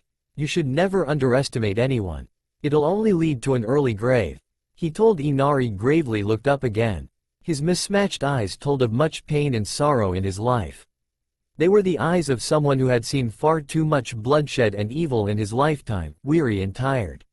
Naruto came downstairs in time to hear everything and added his 2 cents. "You know, if you keep saying that it's all hopeless, then you're better off dead. I've been through worse than this and came out all right. Just show some backbone like that Kaiza guy," he told the young boy, who was only further enraged. "What the hell would you know? You were spoiled in that rich village with parents around you and food everywhere." Inari ranted until a sharp killing intent cut him off. Kakashi thought that the Kyuubi was breaking free from the feel of it and the others were terrified. "Spoiled? Parents? Food? Let me tell you a little about myself. I grew up an orphan. I never know my parents or the love of one until a few months ago. My village hated me and wanted me dead for reasons I can't tell you here. I lived in the streets in that so-called rich village and had to get my food out of garbage cans until I was as old as you are now. I was the villagers' punching bag for years, taking all of their crap. I'm done with it, so ask yourself this, who had it worse?" he told Inari in a sad tone as he turned to grab a little food before heading back upstairs. Inari, his mother, Tazuna, and Team 7 minus Kakashi were all stunned into silence. Tsunami inwardly wept for the boy, while Tazuna felt that he'd need some good sake to forget what he just heard. Inari couldn't even move, numb after hearing something so horrible and depressing. Shino lowered his head gravely, while Kiba's eyes glazed over in sadness. Even Sasuke had nothing to say or add. The girls rose from the table, politely thanking Tsunami for the meal as they went upstairs to check on Naruto. Soon, it was time for bed and they all got settled in for the night, except for the two sensei. Ichigo walked out to the kitchen table where Kakashi was already sitting and sat down in front of him. He wanted to get to the bottom of whatever the hell was bothering Kakashi and not waste any time doing so. "Now, what the hell is wrong with you, Kakashi?" he asked with a piercing stare. Kakashi growled in his throat before answering. "Why did she choose you? Why Rin?" he asked heatedly. Ichigo looked incredulous. "Is that what this little hissy fit you're on is about? Why should I explain that to you? It was her choice to make and she made it. We make each other happy and that's all that matters." "That doesn't matter. She was my teammate. She used to fawn over me until Obito died, and then you come along out of nowhere and take her from me. He hissed angrily, but being careful not to wake the kids. I didn't take her from anyone, Kakashi, and you know that. You had your chance to be with her. You had over a decade. If you're looking for someone to blame, look in the mirror, Kakashi. Not at me, not her, not anyone else. I suggest that you quit running away from the blame and take it like a man, like your sensei and Obito would have. Ichigo fired back as he went to the roof for some air, leaving the copy nin to think to himself. Is what he said true? How would Obito and sensei handle this?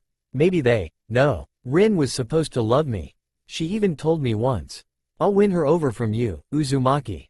The cycloptic nin vowed. On the roof of Tazuna's place, Ichigo sat to get a little fresh air that was blowing in from the ocean not too far from the house.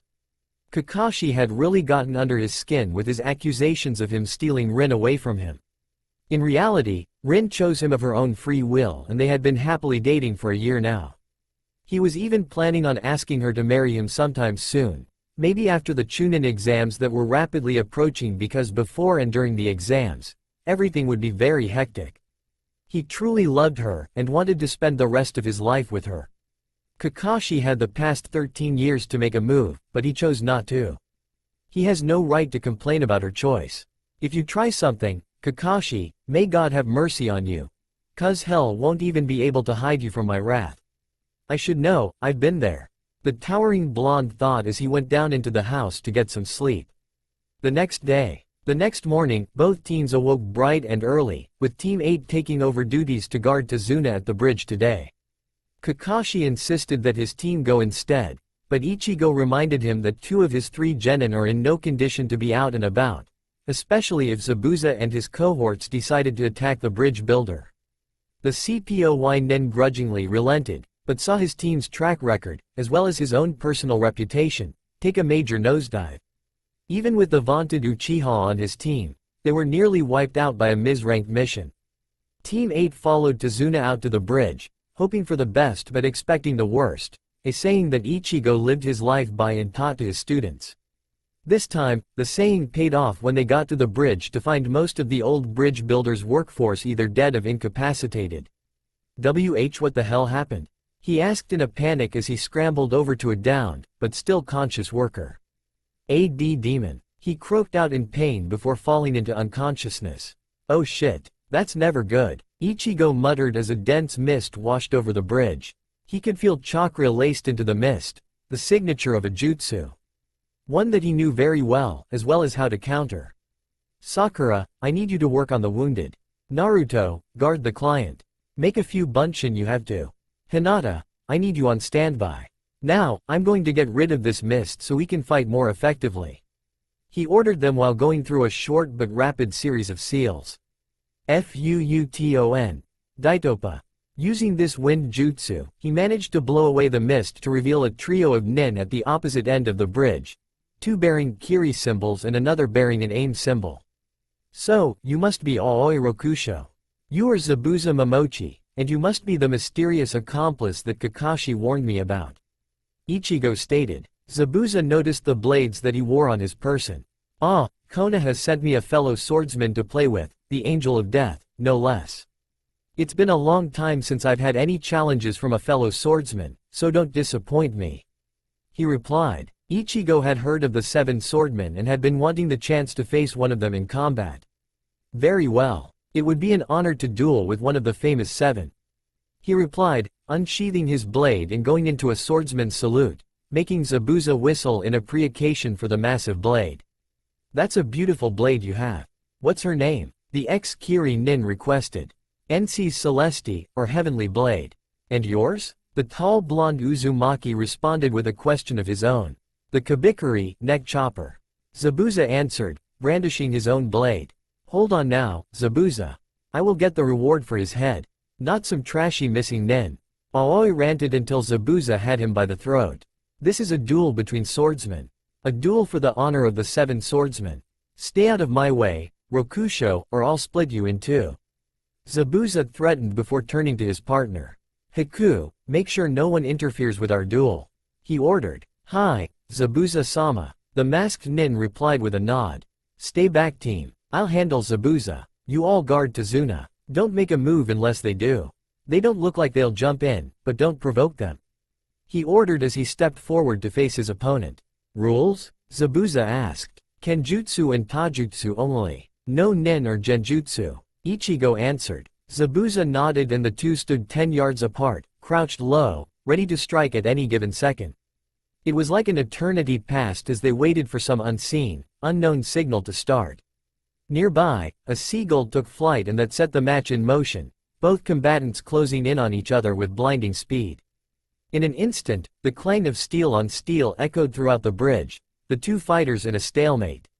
You're good. This match just got interesting. Zabuza commented as they broke apart, then clashed again with a storm of heavy sword blows. In the midst of the action, Aoi looked over at the genin and noticed Hinata. A Hyuga, and a main house brat at that. If I sell her to Kumo, I'll be rich. He thought sinisterly as his hand reached for the Raijin, making his way over to them. Haku noticed Aoi's actions, but did nothing to stop him, as he wasn't interfering in the duel. The traitor took out an umbrella from his back and threw it into the air.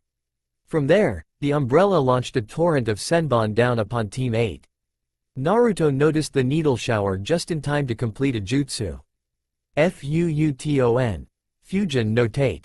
A shell of wind surrounded the team and client, deflecting all of the incoming projectiles and protecting them from harm.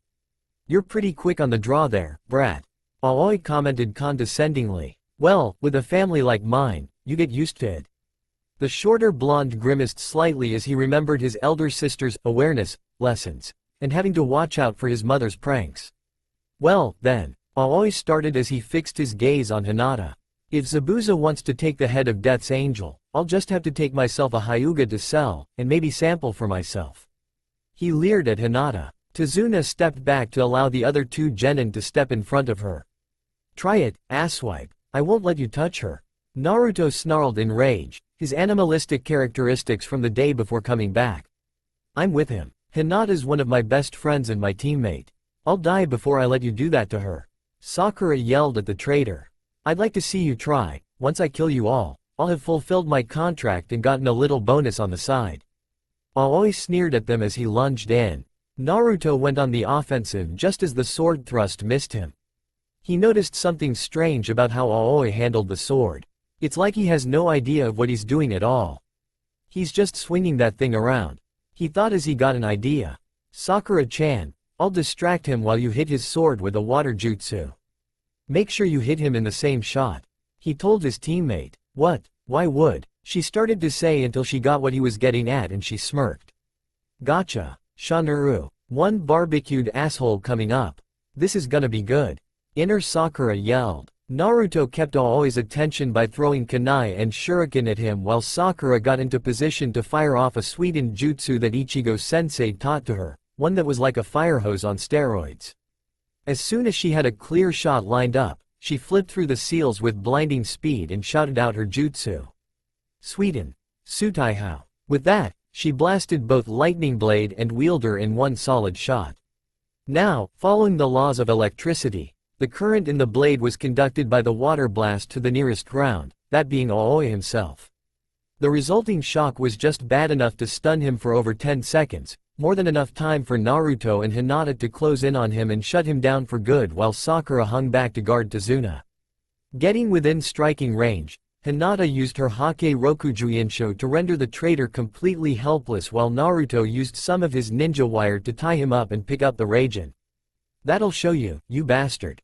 Naruto growled at the fallen nin.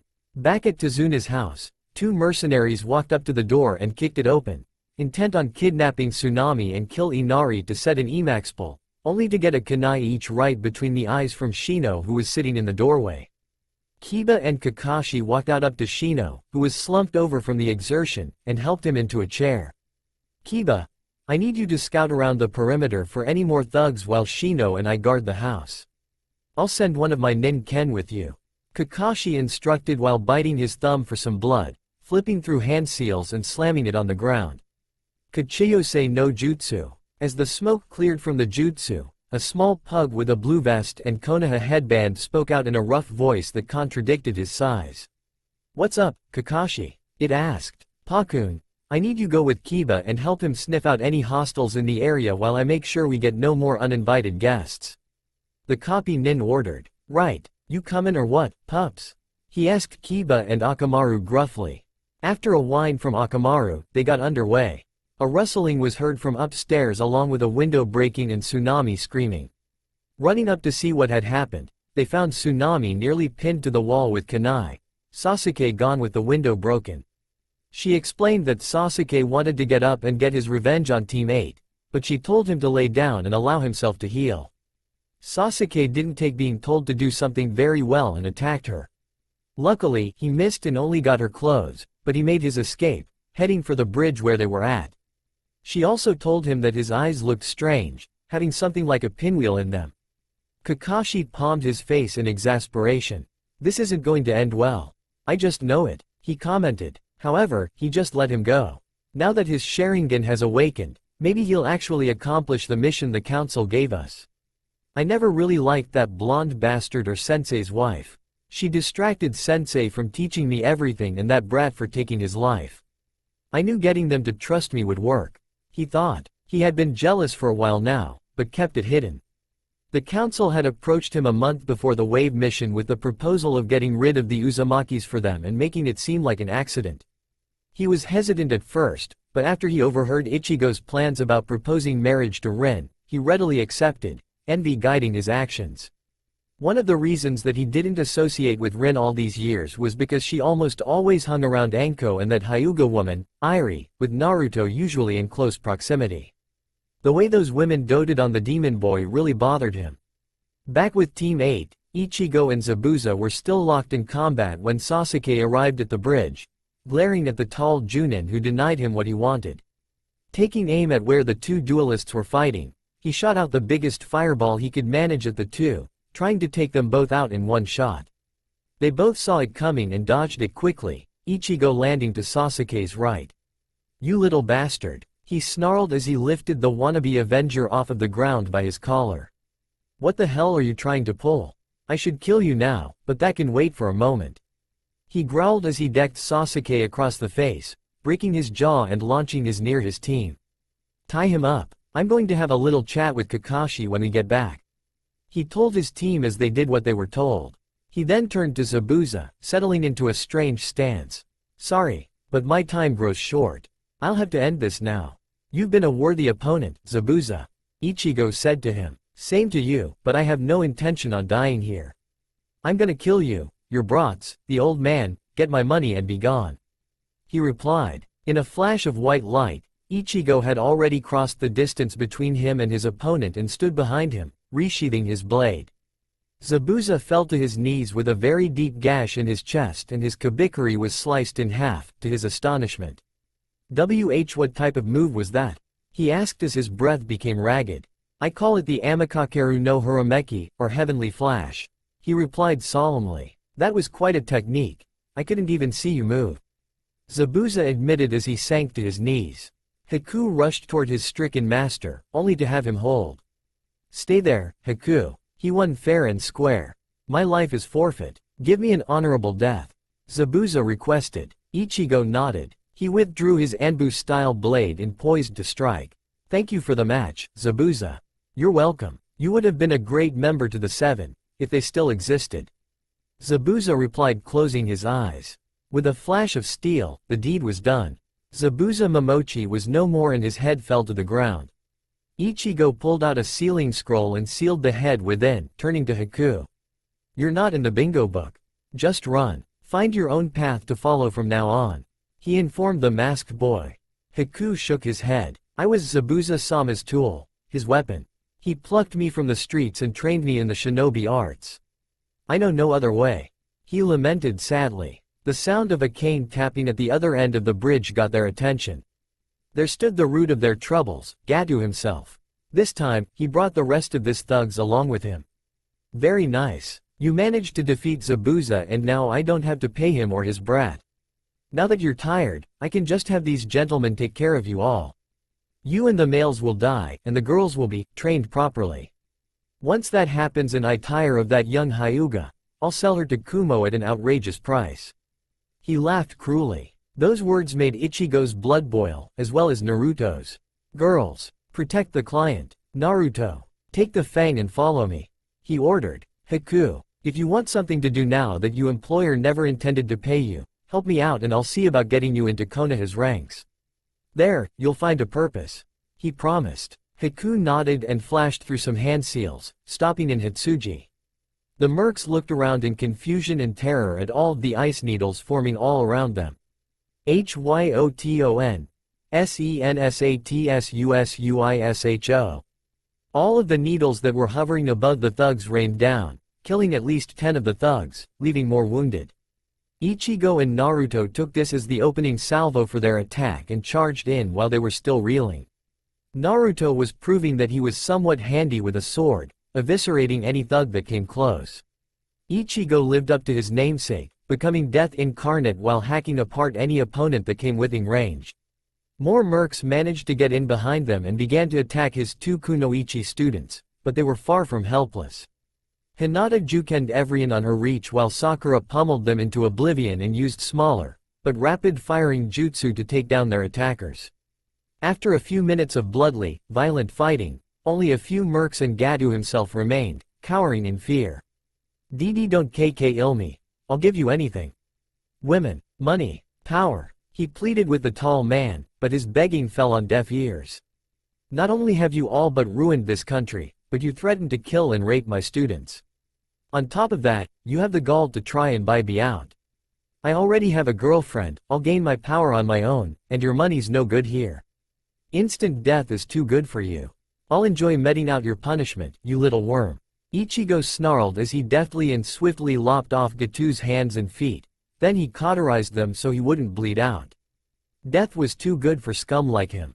Next, he hacked his remaining minions into chunks and threw their remains off of the bridge. Now, I'll let the villagers deal with you. It's only fitting that they do so when you've caused so much harm. He told the former tyrant coldly as he picked him up by the collar of his suit and told his team to follow him to the town. Naruto made 2 Kage Bunshin to pick up Sasuke and Aoi to bring back to the house with a message for Kakashi, telling him to stay put and that he'd deal with him later. Once they made it to the center of the town, Ichigo let out a loud holler. Listen up, everyone gather round, he announced in a loud, commanding voice. The shout had the desired effect as people seemed to come out of the woodwork. Once he had a large enough crowd, he motioned for Tazuna to address the crowd wanted. I bring you good news. Gatu's reign of terror is over. These shinobi from Konoha have taken down his army and have brought him here as a prisoner. He announced to his people, who gasped in astonishment. To further reinforce Tazuna's claim, Ichigo dragged out Gatu, minus his hands and feet and still moaning in pain. I bring him to you alive for you to judge yourselves. I think that would give the people of Wave true justice. Ichigo told the shell-shocked crowd. Slowly, clapping was heard. After that, more clapping. Finally, full-blown cheering broke out. They had every reason to celebrate because Gatu was no longer a problem for them and his thugs had been eradicated. Gatu was taken away by a couple of townsfolk to be put in a cell until they decided what to do with him.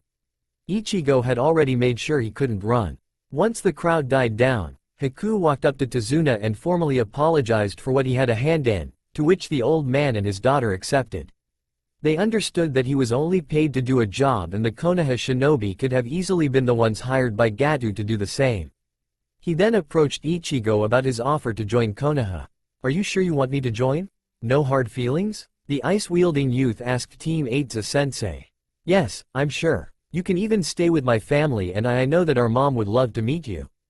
Ichigo replied cheerfully. Kakashi was watching nearby and scoffed at the offer. You really think that he'll fit in among us? I don't think that he's even Konoha material. Ichigo gave him a deadpan look. It's a ninja village, not a club. I'm willing to sponsor him into the shinobi ranks. Whatever. It's your career on the line, not mine. Kakashi drawled out. Team 8, Kiba and Shino watched the exchange of words between the two sensei and were greatly confused by their veiled animosity toward each other, and the way Kakashi seemed to favor Sasuke's well-being over theirs. 2 weeks later. 2 weeks saw the completion of Tazuna's bridge. The money they recovered from Gatu's safes after they made him cough up the information, was used to fund the construction and hire new workers. During which time, Tazuna also sent the full payment of a rank mission back to Konoha and assumed control of Gato assets, making it into a reputable company. Wave Country seemed to be getting back on its feet once again, and Gato was a thing of the past. With the teams, Aoi's chakra was completely stopped and his movement was cut off. Having your feet removed has a habit of making sure you're not going anywhere. Kakashi played innocent with what Sasuke tried to do and what he threatened, but underneath he was cursing that the boy was unsuccessful in getting rid of the blonde sensei. Once he was out of the way, Anko and the rest of the Uzumakis were fair game and Rin was as good as his. Kakashi knew that he would be no match for Ichigo and maybe Kushina in a fight, so he would have to wait for another opportunity. Ichigo was growing a bit suspicious of Kakashi's behavior. He was acting strangely ever since the small argument they had the previous night and that worried him. He knew Kakashi could have stopped Sasuke, but more than likely refused to do so. Questioning him about it would only be a waste of breath, so he intended to talk with Sarutobi about this once he returned. The safety of his team, family and the woman he intended to marry came before all else, even his own life. The day of their departure finally came and nearly everyone in the town came out to say goodbye. Kiba got the names of a few girls, Shino had the same, but politely refused, and Sasuke rebuked them altogether. Some of the girls came after Naruto, only to have two very angry kunoichi chase them away, telling them he was taken after taking an arm apiece. After the team had set off on their return to Konoha, Tazuna remembered that they still hadn't named the bridge yet. What'll we name the bridge? Does anyone have an idea? The old artisan asked the people. A few had some really good suggestions, but a random old man's suggestion stood out. What was the name of those two blondes? You mentioned that they were related. He asked. Their family name was Uzumaki. Wait. I've got it. The Great Uzumaki Bridge. Tazuna exclaimed excitedly. That's a wonderful name, father. Tsunami told him happily. From now on, this bridge will be known as the Uzumaki Bridge. Tazuna proclaimed to the crowd, who cheered wildly in response. The trip back was considerably faster due to the fact that they had no client to slow them down and that Ichigo's Mizu Bunshin carried Aoi like a sack of potatoes. The whole trip back took from morning till evening, pulling back into the village just in time for supper. Before they could do anything else, the two teams headed up to Hokage Tower to deliver their mission report with Haku in tow. Upon entering the office, the Sandaime greeted them with a wide smile. "Ah, good to see you all made it back safely. I received the full mission payment and a written apology from Tazuna about tricking us in the first place. I must say that you all did a wonderful job, especially Team 8. He had nothing but good things to say about you all, as well as Kiba and Shino for protecting his daughter and grandson. Ichigo, I am especially proud of what you did for the people. You allowed them to judge Gato for his crimes against them instead of killing him outright." The old Hokage beamed with pride. His eyes then fell on Haku. "Is this the lad you told me about?" he asked Team 8's sensei. "Hi, this is Haku. He was Zabuza's accomplice, but was never an official shinobi." He began to explain, telling Sarutobi Haku's sad story. Sarutobi took a moment to think on the matter. The boy is very loyal and he wields a rare ability to manipulate ice without hand seals. He also seems like a genuinely nice lad in the fact that he doesn't like to kill if there's another way. He thought, I'll have to do an ability test to see where he ranks, but until then, welcome to Konoha, Haku-kun. Sarutobi greeted him warmly. "Arigato, Hokage-sama, you have my thanks, and my loyalty." Haku replied with a gracious bow. "I almost forgot to ask, but do you have a place to stay, Haku-kun?" The elderly Hokage asked the ice boy. "Ichigo-san said that he will talk with his mother and see if I can stay with them." Haku answered. "Ah, good then. Teams dismissed," the old Hokage announced. Team 7 left, but Team 8 stayed behind. "Oh, have you more to report?" he asked. Ichigo stepped forward and began to explain all that happened with Sasuke and his threats to his family and students, his attempt at theft and extortion, attempted murder, and insubordination. Along with that was Kakashi's strange behavior and his seeming inability to keep Sasuke in line at the expense of his other students. Sarutobi was more than a little unnerved by Kakashi's actions, but was extremely upset with Sasuke's. Sadly, there was little that he would be able to do, even with the Uzumaki on the council now. A light suspension and a reprimand would be the most he could do for now. Ichigo frowned at the answer he was presented with, but took what he could get. The blonde sensei sighed heavily. It'll have to do. His team looked at him like he was crazy. Sensei, are you sure about this? Compared to what Sasuke should have been punished with, this was like nothing happened. Sakura exclaimed, I know. There's nothing to be done now, and confronting him or Kakashi about this won't solve anything, it'll only make things worse than they are now. They have the popular support of the council and most votes will go their way. We have to bide our time and keep our heads down. Now, I believe we're all hungry and want to go home. The tall sensei addressed his team as they all filed out of the office and into the night. Sarutobi sat at his desk with his hands folded before him. Just what are you up to, Kakashi and Sasuke, and who put you up to this? I wouldn't put this past my former teammates or Danzo to pull something on the Uzumakis, but without any kind of hard evidence, nothing can be done.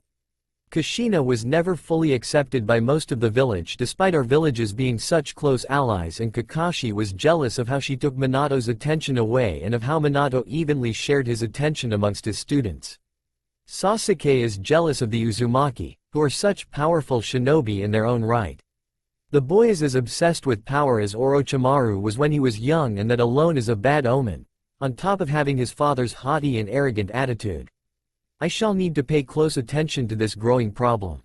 The elderly Hokage thought aloud before putting away his paperwork to go home for the night. Shushuyas. Team 8 plus Haku stumbled into the barbecue restaurant, dragging their appetites with them in full force. Sakura used to diet all the time when she chased after Sasuke, but never did any training either. Once she began hanging around the Uzumakis, she learned from Anko and Kurenai that she could theoretically eat anything she wanted, provided she pushed herself physically. From what she remembered, in Ichigo's classes in the academy, the physical activity was never in short supply, as he liked to keep them moving. If a lecture got too boring, he'd take them out to the obstacle course and teach them there instead of the classroom. Hinata used to do somewhat of the same thing, but Irie and Rin chased that thought from her mind. Naruto always had a healthy appetite, but he often pigged out on ramen. Ichigo and Rin, along with some coaxing from Irie and the Hokage, got him to eat healthier over the course of the year. This resulted in him hitting a massive growth spurt which made him taller than Sakura, Ino, and Hinata. Upon getting seated in the yakiniku dive and ordering up their chow, the team plus new arrival proceeded to chow down like a pack of ravenous wolves. They hadn't even stopped for any food on the way back, wanting to return back to the village as quickly as possible. Ichigo had his reasons for doing so, which the team understood. Kakashi and Sasuke were acting weird, and they also had Haku to worry about. Hinata and Sakura were very worried about what they saw happen to Naruto when they were threatened. He looked like he was turning into some kind of animal, with his nails and teeth turning into claws and fangs. They already knew about the Kyuubi and what that would entail with him being the container, but his sudden snap and transformation scared them half to death. After he had calmed down and fell asleep, they had a small talk concerning Naruto and how to go about talking with him about what happened. The next day, they approached the blonde and asked him if he was feeling alright, then talked about his actions the day before when he pummeled Sasuke. He told them that it was like he was in a daze or a trance when he did that something primal seemingly came to life when they and his family were threatened. It scared him every bit as much as it did them, but the girls told him that it was alright, that he only did it to protect them and his family. They knew deep down that he would never hurt them on purpose and that he would rather die than cause them harm. Ichigo was also worried that the Kyuubi was getting restless within the seal and might try to influence Naruto when his defenses were weak, but also remembered that Tsukuhime's chakra could neutralize that of the demon, but the effort left her badly depleted and made him worry about her greatly. Hime had been with him for a long time, and he hoped that she would continue to be there with him till the day he died. She was his best friend and confidant, as well as his irreplaceable partner in combat, and the thought of her not being there anymore was beginning to scare him. He steered himself away from that line of thinking and on to what he wanted to do with Rin once he told her that he was back. Kakashi's reactions to his relationship with Rin as of late was beginning to worry him. Uzumaki residence. Team 8 had gone their separate ways after eating and said their goodbyes as the Uzumakis +1 were making a beeline towards home. The both of them wanted to see their mother and sister badly, as well as introduce Haku to the rest of the family. Finally, after a few minutes of roof hopping, they reached the Uzumaki residence. The trio opened the door and walked into the Genkon, taking off their sandals before entering the house proper. The last time Ichigo forgot to remove his shoes before entering, his mom made him clean the hardwood floors with a toothbrush and he didn't want a repeat of that incident. "Ka-chan, we're home," Naruto called out loudly. A pair of shuffles were heard from upstairs, then the sounds of two doors opening, then running was heard until two women came into view from the banister overlooking the entryway. Kushina and Anko looked over the banister to see a welcome sight. Their boys were back home and in one piece. The flame-haired Kunoichi vaulted the railing down to them and snatched up her boys in a tight embrace, unwittingly grabbing a blushing Haku as well. "Ooh, I missed you both so much. I heard that the mission was hectic and that you faced the demon of the mist as well, and I got worried. I'm so proud of my babies for what you all did for that country." Kushina gushed as she let them go, but noticed Haku wedged in there between her sons. "Oh, hello, who are you?" she asked, to which Ichigo and Naruto filled her in on what his life was like, as well as how he came back with them to the village. "So, Mom, Iniki and I was wondering if he could stay with us until he gets his rank and a place of his own," Naruto asked of his mother. Kushina gave the ice-slinging boy one of her infamous spine-cracking hugs in response. Just as he was going blue in the face, she released him. "Of course Haku-kun can stay here. It's not like we have a shortage of room here and he seems like a nice boy." Haku colored slightly at her assessment, but bowed politely. "Thank you very much, Uzumaki-sama." "Oh, you don't need to call me that. Just call me Mrs. Uzumaki, Kushina, or if you want to, Mom will do." The Uzumaki matriarch told Haku with a wide smile that told him the same story as the rest of her family, that they all wore what they felt out on their sleeves when they were with each other. All in all, a very open and honest family, one that he counted himself as very fortunate on being included in it.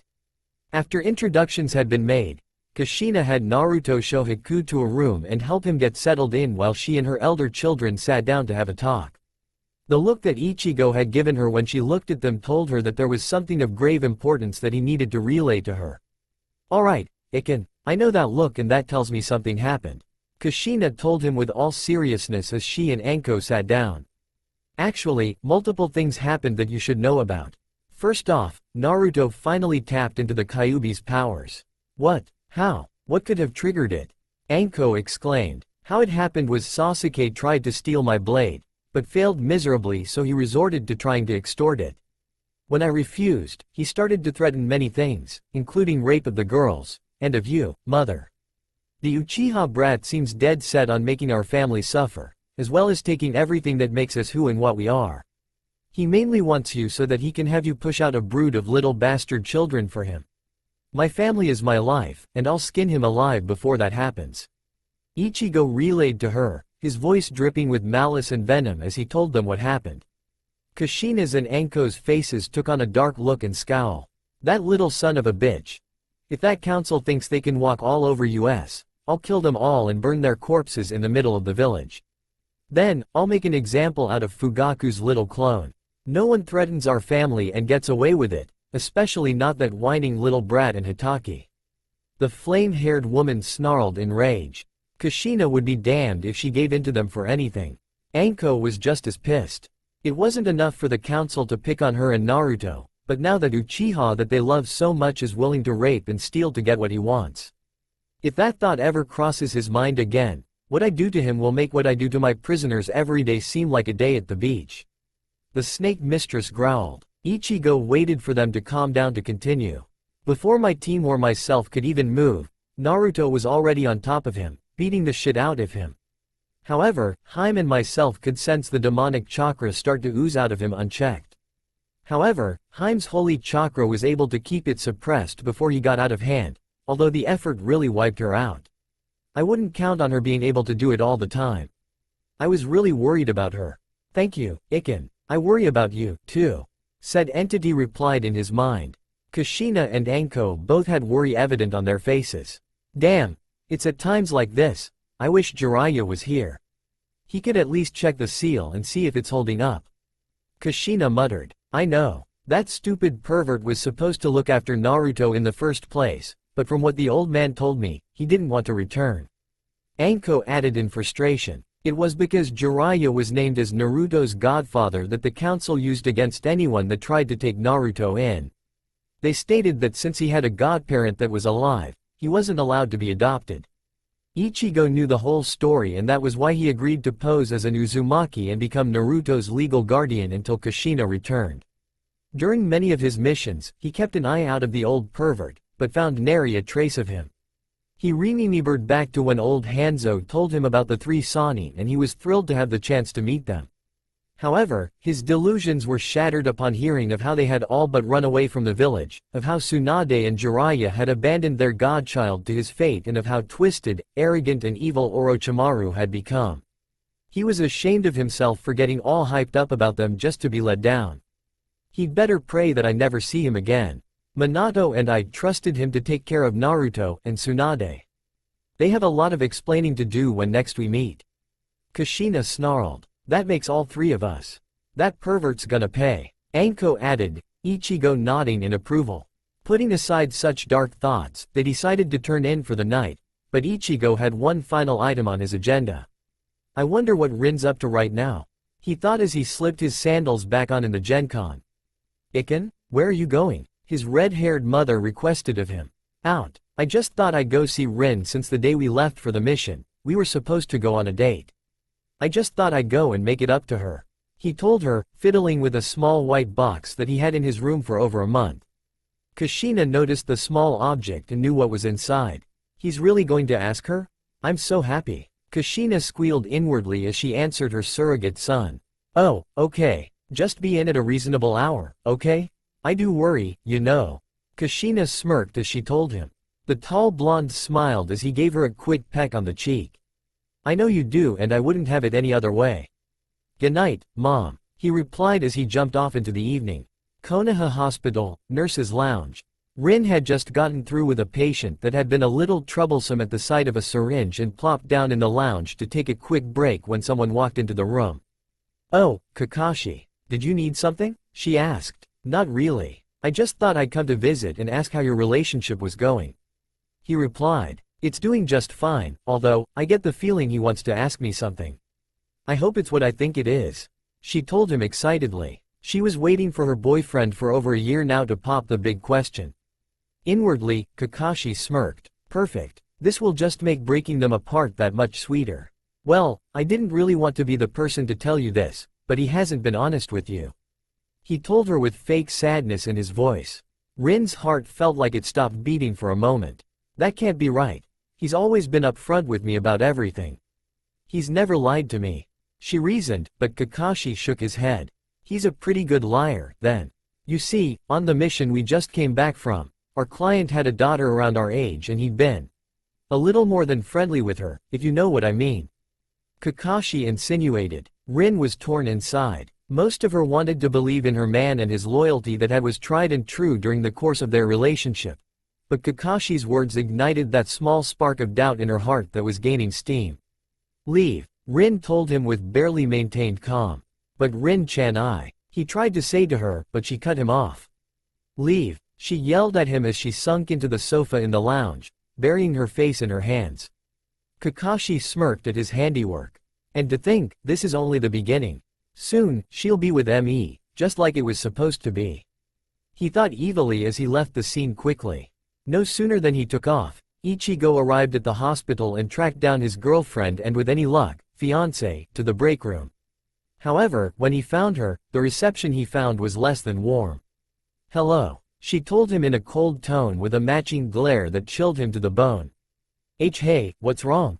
He asked her, concerned about her demeanor. I just heard something interesting from Kakashi, about your mission in Wave. Apparently you took your protection job very seriously with the client's daughter. She told him darkly. He didn't waste any time, didn't he? Barely back for a couple of hours and he's causing problems. He questioned in a whisper before pleading his case. I didn't do anything, Ren. I've never lied to you before, so why start now? He pleaded with her. Inside of Rin's mind, she had a feeling that he was telling the truth, but the suspicions that Kakashi planted in her had already taken root. I don't know who to believe, she muttered into her hands. Ichigo ran his hands through his hair in frustration. I know that bastard Hitaki was behind this, but how do I prove? I know. She's always with me and can tell her that I didn't do anything. He thought as he contacted his resident angel. Can you hear me and what's been happening? He asked her telepathically. I can hear you, Ichigo-kun. What Hitaki-san did wasn't very nice. She replied, do you think you could talk with Rin and tell her the truth? She won't believe it if it came from me. He asked her, alright, I'll do what I can, but I still need your help to appear. I haven't recovered fully yet. She informed him. He nodded and began to pump out chakra at a steady rate, giving Tsukuhime something to latch onto and help manifest her somewhat corporeal form. Rin-chan. I see everything that Ichigo-kun sees. I also cannot lie, as it is forbidden to angels. He has done nothing that Hitaki-san spoke of. If anything, Hitaki-san seems to have a problem with your relationship with Ichigo-kun, and this is something that was done out of spite and jealousy. Please, you must believe that Ichigo-kun loves you and would never betray you. The ghostly young woman explained, putting a comforting hand on Rin's shoulder. Rin reached up and placed her hand over Hime's, gently squeezing it for some support. I knew I could trust Iken. I should have just trusted him instead of Kakashi, but what is this about Kakashi having a problem with my relationship with Iken? He had over a decade to say something, but never did. She reasoned as she stood up slowly, wrapping her arms around the man she came to love. I'm so sorry. I should have trusted you to do the right thing. You've never lied to me or tried to cheat on me. I'm sorry. She whimpered softly as she cried into his chest, his arms pulling her in tightly. Hime was happy for them and gave them one last ghostly embrace before disappearing. It's okay, Rin-chan. He was trying to trick you. I'm not mad at you. He told her gently as he rocked her back and forth in his arms. After a few minutes, Rin managed to get herself under control. What made Kakashi do such a thing? I thought he was happy for us?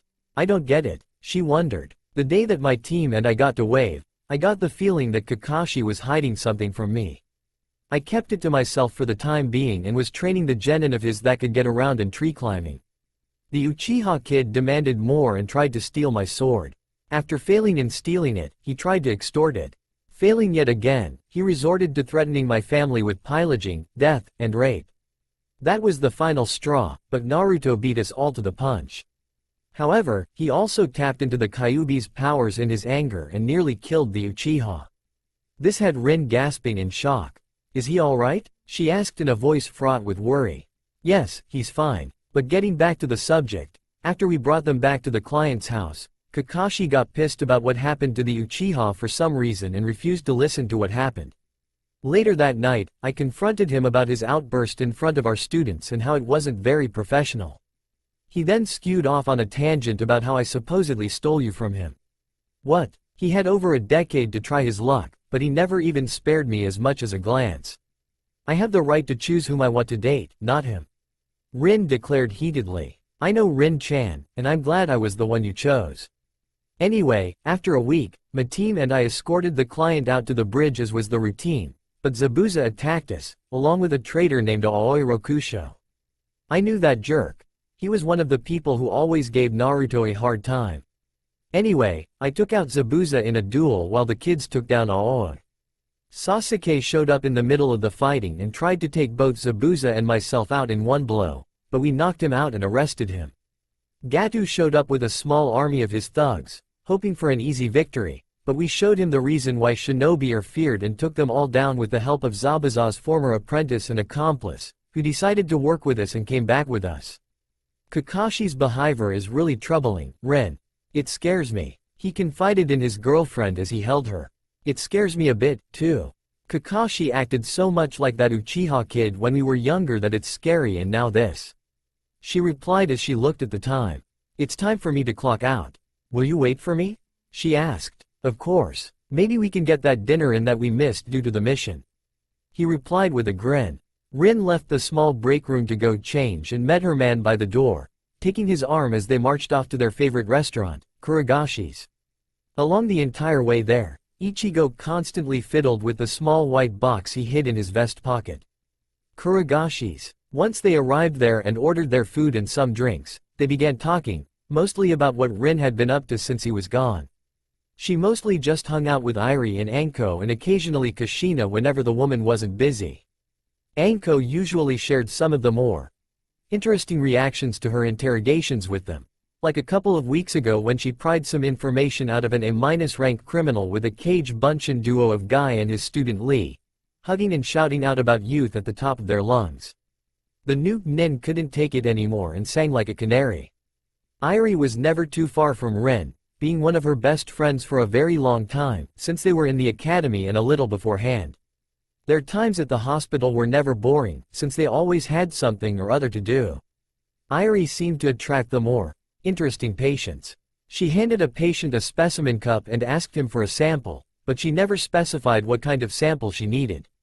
After a 30-minute wait, the old man returned with his specimen all right, but it was the wrong color and it kinda stunk. Kushina seemed to relish in her role of guiding young kunoichi along the path to womanhood, as she put it, but it was more like breaking their delusions about shinobi life by scaring the crap out of them, then putting them through their paces. She and another sensei that teaches the kunoichi, Suzume sensei, usually argued about what it took to make a kunoichi successful with the older, tell her that at your own risk. The last person that did wound up in ICU, and more experienced Kushina usually winning out in the end. As Ichigo listened to her stories, he fiddled with the box he had hidden inside of his vest awkwardly. The scare that Kakashi caused spooked him greatly. He really thought that he lost Rin there for a moment due to his stunt. Dinner went on for another hour as the two of them talked until he steered the conversation elsewhere. Say, have you thought about, I dunno, as in the future? He asked, a pink haze not caused by the sake they were drinking crossing his cheeks. Rin froze in mid-sip. Is he asking me what I think he is? Eeeeeee. She mentally squealed with joy as she fought down her excitement. Really? Funny, I was thinking of something like that, too. She replied with a sly grin. Their conversation had attracted the attention of some nearby diners and staff, who were turning to face them with looks of interest. Why you were, huh? Haha. He chuckled nervously as he fumbled for the right words to say. Why we've been together for what, over a year now? Yeah, we have. Are you trying to ask me something? Rin asked coyly. Ichigo froze up, like a frog looking at a flashlight. Reaching into his vest with a shaking hand, he removed a small white box, stood up, walked around to her, and knelt down. By now, the rest of the restaurant goers and staff were watching, unknown to the two, whispering to each other. Is he asking what I think he is? This is so romantic. Poor guy, looks scared out of his mind. I don't blame him. Rin, I fell in love with you the day I saw you. I've been in love with you ever since. He told her as he opened up the box, revealing a golden ring with a small sapphire set in it. Will you marry me? He asked her, the last of the nerve he had left gone. The crowd held its breath as hushed murmurs and shocked faces dotted the restaurant. Even the dishwashers and manager came out to see what would happen. He asked her, I hope this goes over well. What a lucky girl. I hope she says yes. Rin choked up, her breath hitched up in her throat as tears were coming to her eyes. Her mind went back over the time they were together and how far they had come. All the things that had gone on in the 1+ year they were together had seen many things change, such as Naruto's rise to courage and getting some of the villagers to change their opinions of him, Kushina returning and the Uzumaki becoming an actual clan. Their relationship getting stronger and stronger, everything leading up to this moment in time. Finally finding her voice, she answered him. Why yes. I will marry you, Ichigo Uzumaki. She cried as their lips collided, the pair holding each other tightly. The restaurant erupted into cheers and congratulations from all sides, well-wishers giving their blessings for a happy marriage. The shinobi in the restaurant were especially sincere, knowing that in their occupation, happy endings can be cut tragically short. As the two prepared to leave the establishment, the Myard refused to accept payment, saying that their tab was on the house as a sort of wedding gift. Not all were happy, however. One person that had been listening in was highly upset with this turn of events. Kakashi had taken to following them to see if the seeds he'd planted had any effect, but was in for a nasty shock. Instead of driving them apart, they were now engaged to be married. Damn him, I refuse to give up. Rin is mine. I made sure Obito couldn't have her and neither will he. He thought angrily as he stormed off. The denizens of House Uzumaki were just waking up and getting ready for their days. Team 8 had been given a few days off for their spectacular performance in Wave. Hinata and Sakura were planning on grabbing Naruto and Ino and hitting the sales racks, fully intending to put Naruto's cage Bunshin through its paces. As with the shopping spree his two teammates dragged him on and the one Ino pulled on their date, he knew that resistance was futile and resigned himself. Ino also said that she wanted some additional time with him to make up for the month-long absence. Since they all agreed to share him until a decision could be made, she wanted to stand a chance of being something important to Naruto and Kami will, his wife someday. What they didn't know about was the CRA, or Clan Restoration Act, that allowed a dwindling clan to take multiple wives to boost their numbers once again. Kushina knew about it, but wanted to watch these girls more to evaluate them. What she had heard about them before the attack on the academy wasn't too pleasant, two die-hard fangirls and a timid doormat. She wanted to be sure that these girls would measure up and not revert, but they were shaping up quite nicely so far. The Hokage, the girls' parents, and herself would present the option to them if they kept up the progress not only as ninja, but also as people. Haku slept well for the first time in years in the Uzumaki house, and in a comfortable bed, too. His dinner with Team 8 left him feeling better than he had in a while, not to mention fuller. Ms. Uzumaki, or Mom, as she wanted to be called, was a highly pleasant woman to be around and had a warm motherly air to her that put him at ease the second he met her. Anko was a strange one. The way she dressed left little to the imagination, but she didn't act like she dressed at home. The outside world knew her as a cast-iron bitch with a sadistic streak a mile long, but she was a caring woman who loved her family, willing to kill anyone who would harm her precious people. All that aside, since no one was doing anything today, he was going to ask Kushina to show him around the village. Anko had a day off from work due to Ibiki being in a good mood from breaking Aoi the rest of the way. The snake princess cringed at the sadistic smile that lit up the interrogator's face, which really said something since this was Anko, someone who made even the hardest of criminals soil themselves. Ibiki was deeply impressed with the way Ichigo dragged the traitor back to the village, also feeling vindicated for how he sustained the scars that adorned his scalp. Aoi was going to get the royal treatment for how he tricked his little brother Idate into betraying the village. Karma can be a real bitch, can't she? Kushina was off for the day due to the academy no having classes for the day. She needed the break from those hard-headed fangirls she dealt with on a daily basis. Her classes had been affectionately dubbed as Kunoichi Bootcamp due to her drill sergeant approach to teaching them. She originally had many of their parents complaining about her due to some of her more extreme methods. However, after seeing her methods put to the test, the Shinobi Council put a rest to any complaints about her teaching skills and methods due to her effectiveness. Kushina stifled a yawn as she made her way down to the kitchen to brew a pot of coffee to get herself started, Anko right behind her. The two Kunoichi imbibed their morning infusion of wake-up juice and their worlds slowly came into focus. Once the fog was cleared, Anko decided that she would cook breakfast, making her French toast with eggs while Kushina went upstairs to wake the other members of the family. Haku and Naruto were first. It was always known that Naruto wasn't a morning person, but Haku was proving to belong there more and more since he mumbles while he wakes up and runs into things. The red-headed ball of energy, after she's had her coffee, bounded up to her oldest son's room to wake him by smothering him with embarrassing amounts of attention and embarrassing nicknames, only to find that he wasn't there and neither was his uniform, but his weapons were in their racks and holsters. This is really strange, she thought worriedly. He never failed to tell her when something was going on. She just then had a memory flash. Oh yeah, he was with Rin-chan last night. Maybe she knows where he is. She thought as she slipped on some more socially acceptable clothes on other than her short shorts and a tank top and pelted out to the apartment of the young woman in question.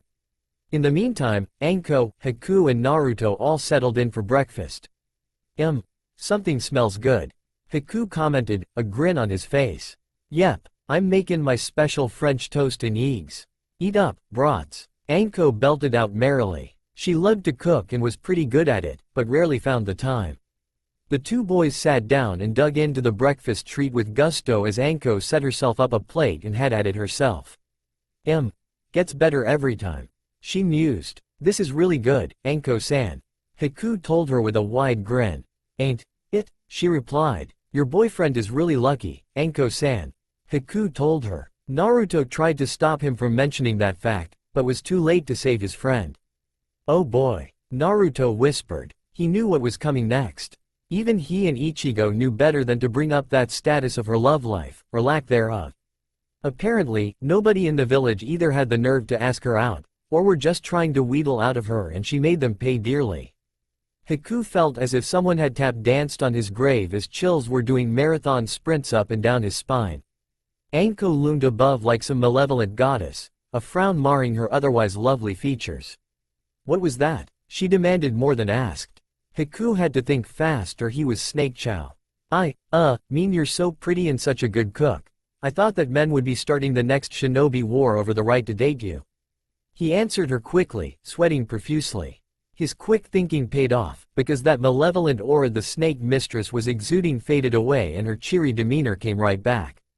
"Ah, you're so sweet, Haku-chan." She gushed, pinching his cheek as she went back to eating. "Nice save," Naruto whispered to his friend. "Indeed, I thought she'd skin me alive." Haku replied, sighing in relief. "Oh well, lessons learned. Never comment on Anko-ne's dating situation. She's pretty sensitive about it." Naruto warned him for future reference. The rest of breakfast passed by without incident after that. After they finished and did their dishes, Naruto grabbed Haku and was going to take him on a small tour of the village before heading out with the girls for the day.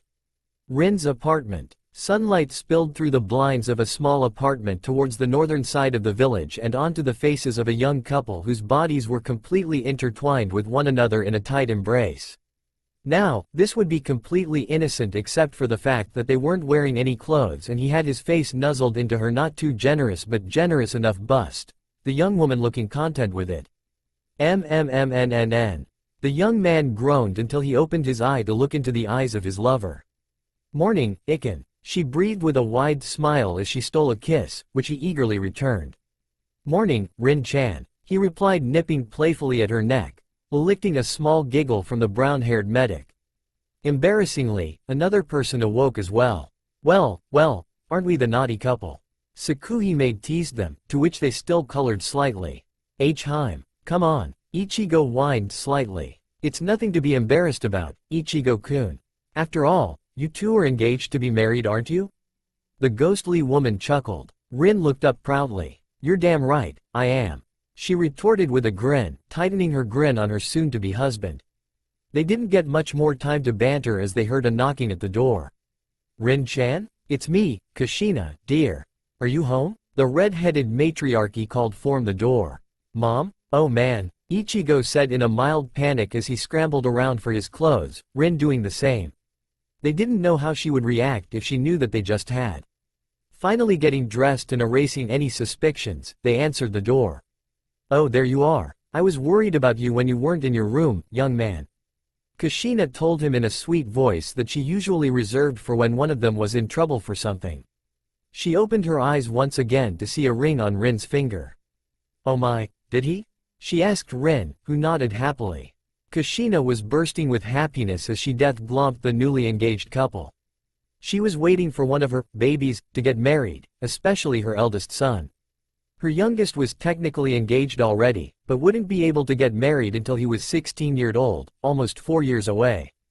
Anko was simply too much for the weak to handle, much like herself. The stigma that Bastrad Orochimaru left in his wake didn't help her much, either. "When's the wedding? Are you planning it? Where will it be? Who are the bridesmaids? How many kids will you have? What will their names be?" Kushina rambled on with questions at a rapid-fire pace to Rin, who looked just as gobsmacked as her fiancé. "Geez, Mom. Calm down for a moment. I just proposed to her last night, so nothing's been decided yet," he told his mother figure. Rin came forward and clasped her soon-to-be mother-in-law's hands. "I'd be honored to receive any advice or help from you that I can," she stated. Once again, Kushina's mommy mode roared to life again as she began squealing in delight, making her eldest son think she'd gone off the deep end. For good this time. "I simply must tell Miho about this. While I'm at it, I have to tell Hiyashi, Sume-chan, Inoichi and Yuka-chan, and Sarujiji. They'll flip once they hear this. Konoha's most eligible bachelor, now engaged." She cheered as she ran off to tell her best friends the wonderful news. Ichigo sighed while chuckling. This was one of the personality quirks that made him love her as his mother, it really was. She was so much fun to be around and he wished that she was his real mother, that she raised him. However, one could shit in one hand and wish in the other, but which would fill up first? Come on. You should know this by now. Moving on, Rin had been around Kushina for years while she dated her sensei and somewhat of a father figure to her during her genin days. The energy the vibrant redhead exuded so freely felt liberating. She had grown very close to Kushina over the years, but the Kyuubi incident took her away. She couldn't bring herself to blame Naruto for it. He was an innocent child who had just been born that night, not to mention Kushina's and her sensei's son. She took care of Naruto as best she could for the next 12 years until everything just fell together. Now, she was engaged to be married and the woman in question will be walking her through it each step of the way. It was a nice day out and it would have been a shame to waste it. He grabbed Rin by the hand as they headed off to his place and to find their friends. One thought still nagged at him, Kakashi. What were they going to do about Kakashi and what he's been up to? He hadn't yet told Kushina as it slipped his mind, but he needed to tell her sooner rather than later. For now, he wasn't going to let that ruin a perfectly good day. Konoha Shopping District. Naruto had led Haku on a guided tour of the village ninja style, or from the rooftops, and they wound up finding the girls along the way. The girls asked what he was doing there and Naruto told them that he was staying with him and his family for the time being. Haku wanted to explore a little more on his own, so he bade them goodbye. Yeah, Mom was actually asking him to call her mom if he wanted to. Naruto told them. "Ah, that's really sweet of your mom to do." Ino sighed. Indeed, Kushina was definitely the mothering type. Even total badasses like Ichigo and Anko referred to the short redhead as "mom" in public and were actually proud of it. She always responded with affection for her children, even though the elder two weren't really hers and it was obvious that they loved her every bit as much in return. All three girls hoped that they would be able to run a family as well as Kushina can when the time came. And I know just the one I want to help me with that. All three girls thought at the same time as they continued their shopping spree. Naruto lucked out this time. He was allowed to use his Kage Bunshin to help him this time and the help was very welcome. As it turned out, the bounties for Zabuza and Aoi were quite high. The split alone was over 75,000 ryo and that was the funds that fueled this shopping spree. Hinata was from an extremely wealthy clan, but refrained from flaunting it.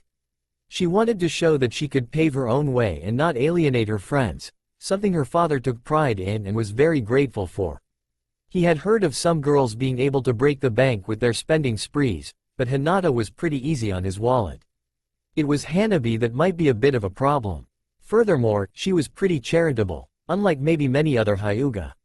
Sakura never really had much pocket money, as most of the money from the bakery was used to keep it running. The little bit of spending money she could get her hands on came from her making deliveries and getting tipped. On a good day, she would walk away with maybe 10 to 20 ryo and on a bad one, nothing. This little bonus was like pennies from heaven. She sank some of it into the bakery to help catch up on theirs bills and even stash over 10,000 ryu away for emergencies, much to her mother's relief and gratefulness, and kept the rest to fund her little trip, like she usually did with her mission money. She was a shrewd saver and financially savvy, too. Ino was a bit wild with money, as her father could rarely muster up the willpower to say no when she turned on the dreaded pout, something she'd been doing since she was 4. She usually saved up what she earned from minding her parents' flower shop and also managed to wheedle a little extra out of her dad, but when she shopped, she could haggle like a pro. She was a bargain hound of the highest degree and she could make money stretch. Hell, she could probably milk even the most meager of budgets, something she got from her mother. Naruto, well, years of living on a shoestring budget made him into a bit of a penny pincher. He scrimped and saved everything he ever received and earned, and it didn't help that for the longest time people overcharged him on just about everything. Ever since the fire at the academy and the following year onward, things had been getting better as more shops would give him fair prices and would even let him shop there. This money he earned was going into his piggy bank, as it were. He had a sizable amount of money stashed away. At first it was for a dire emergency, now it was for a rainy day and for setting up a house of his own someday. Thanks to his clones, he was able to sneak off and get each of the girls a small token of affection. They passed by a jeweler's and saw the most peculiar things on display. There was a pink azalea, carnation, and red rose made of crystal on display, and it made him think of when he was in the hospital after the fire and the girls declared their feelings. The price for all three is a bit steep, but he could manage it. After shelling out the money for the gifts, having them wrapped, and the lady behind the counter badgering him on who the lucky lady was with a sly grin, he was out the door to catch up to them. The shopping trip wound down as Sakura was due back at the bakery to help with the evening rush orders for bread, and Hinata had something to do back at Hyuga Manor, so that gave Ino her time alone with Naruto, just as she wanted. Naruto chose this time to hand them their gifts.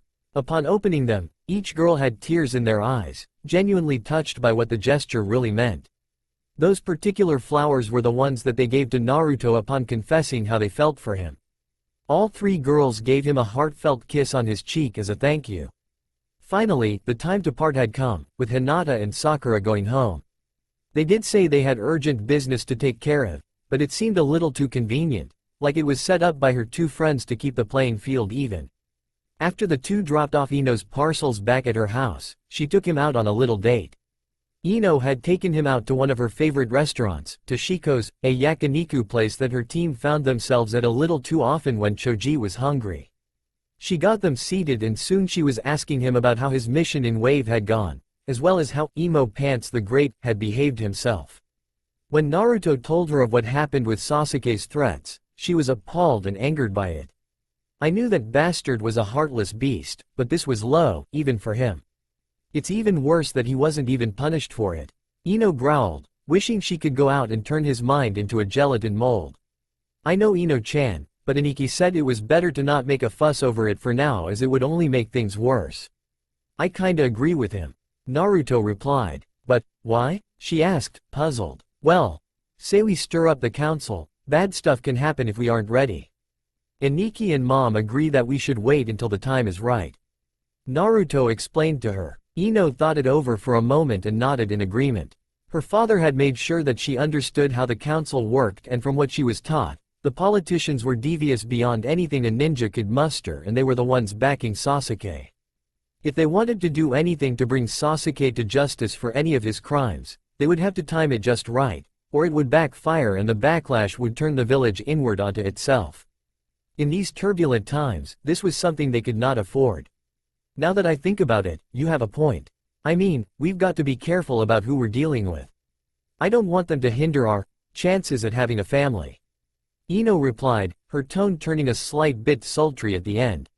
Normally, Naruto would welcome the change in the subject, but this was making him a little hot under the collar. Ino really knew how to turn up the heat when she wanted to. She really had honest feelings for him, nothing like the infatuation she had for the Uchiha a little over a year ago, and she could see herself starting a family with him. Visions of little blonde-haired, blue-eyed children playing in the yard danced in her head for a few moments before Naruto snapped her back to reality. Yo, Ino-chan, you okay? You kinda zoned out for a moment. Naruto said, his tone a bit concerned. Oh, I'm fine, Naru-kun. I was just thinking about the future. She replied wistfully, her head propped on her hands. She then looked at the sky and saw that it was going down. Taking that as a sign that she should call this day to an end, she stood up. It's getting a little late. Wanna walk me home? She asked cutely. He could never deny her or the other girls that, so he did so without a second thought, Ino taking his hand into hers as they left the restaurant. Huh? Naruto uttered as he spun around quickly, something skirting along the edge of his senses. What's wrong? Ino asked, puzzled. It's nothing, I guess. Just thought I felt something behind us. He replied to her as they continued walking along the way to Ino's house. From behind a building, a figure emerged, glaring at them with contempt. Sasuke was seriously pissed at what happened on the Wave mission, at the Uzumakis in general. He wanted to find out why they were so strong so that he could take it for himself, but found out nothing. The Dobi is always fooling around with those wenches of his, but he keeps getting stronger than me. Are they teaching him something, giving him power that they could have given to me? I need it more. That Yamanaka whore used to hang all over me, and that Haruno's slut used to, too. That Dobi stole the power that was rightfully mine. Sasuke deduced crookedly as he stormed off again, plotting ways to get what he wanted. Earlier that day with Rin and Ichigo. The now engaged couple were on the streets to inform their friends of the good news. The first person they ran into was Asuma. Whoa, taking the big plunge? Congrats you two, seriously. The bearded Junin told them with a grin. It's not a plunge, Asuma. Besides, Kurenai is still waiting for you to get a clue that she likes you. Rin chided. Okay, sheesh, I just want to be sure. He sighed. He knew that Kurenai liked him, but wanted to be sure that she wasn't like some of the fickle women that chased him just because he was one of the Sandame's sons. Rin knew Asuma enough to know what held him up, but Kurenai was a dear friend of hers and knew that reputations meant nothing to her. Kurenai was also a very good friend of Ichigo's as well as a fellow instructor at the academy and the one he sponsored for Junin, so he knew her pretty well. She was the epitome of a serious kunoichi, one who put her career ahead of an infatuation and only strayed from that if she truly meant it. Come on, Asuma, don't give us that crap. Give Kurenai more credit than that. She deserves at least that much. Ichigo reprimanded. He didn't want Kurenai to strung along like that. She was a good, strong woman, like his sister and mother, and would be a real keeper to the man that was brave enough to take a chance. He saw Kurenai as a sister of sorts, so he was bound to be a bit protective over her. I understand, he replied after silence reigned for a few moments. Good, I hope this talk was informative. Now, where is our mutual crimson-eyed kunoichi? Rin asked. I think she's at home right now. He answered after thinking for a moment. Well, we'll be going now. Later, the brown-haired woman said as they walked off. Geez. I suppose that Kurenai deserves an answer. Asuma mumbled as he walked in the direction of Kurenai's place. With Kushina, running around like a loon. She had just gotten done talking with Hiyashi and Inoichi, whose wife offered to do the floral arrangements. Now she was heading to her friend Miho to tell her the news and ask if she could bake the cake when the day came when she saw a shock of silvery hair and decided to say hello to Kaka-chan, as she called him even now. Unfortunately, in her revelry, she forgot about the little talk about his treachery and ran up to him. Ah, Kaka-chan, did Iken and Rin-chan already tell you the good news? She asked with rapid-fire talking. He had to fight down a sneer at the woman that he believed stole his sensei's attention away from him and answer her or she'd get suspicious. She may act like a hyperactive loon at times, but she was damned sharp and intelligent. I was just walking along. Oh. Did he tell you what happened in Wave?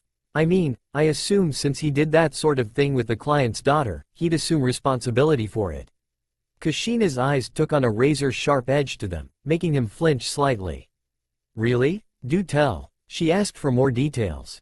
By the end of it, she had some serious questions to ask her son, with some questions to Naruto as well. As she bolted off to find him, Kakashi gave a wicked smile under his mask, hoping that this wedding was derailed. He knew that Kushina abhorred that sort of behavior and would take care of his problem for him as he sauntered off, pulling out his Icha book and began to read again. Bound for his next target. Tempt the Hyuga woman Irie into interfering in the relationship. I know that Hyuga slut has the hots for that loser. She just needs a push in the right direction, Sharingan style. At the hospital, Irie had just gotten done taking vitals for a patient and sent his to see his regular doctor when she sat down in the break room to rest for a moment. She was wondering where Rin was since she wanted to talk about something that was bothering her for a while now. I know that Rin-chan is dating Ichigo-kun, but I really like him, too. This is just so confusing, I don't know what to do. The Hyuga maiden lamented. Rin trusted her completely and wouldn't dream of throwing away her lifelong friendship over a man, but the temptation was there.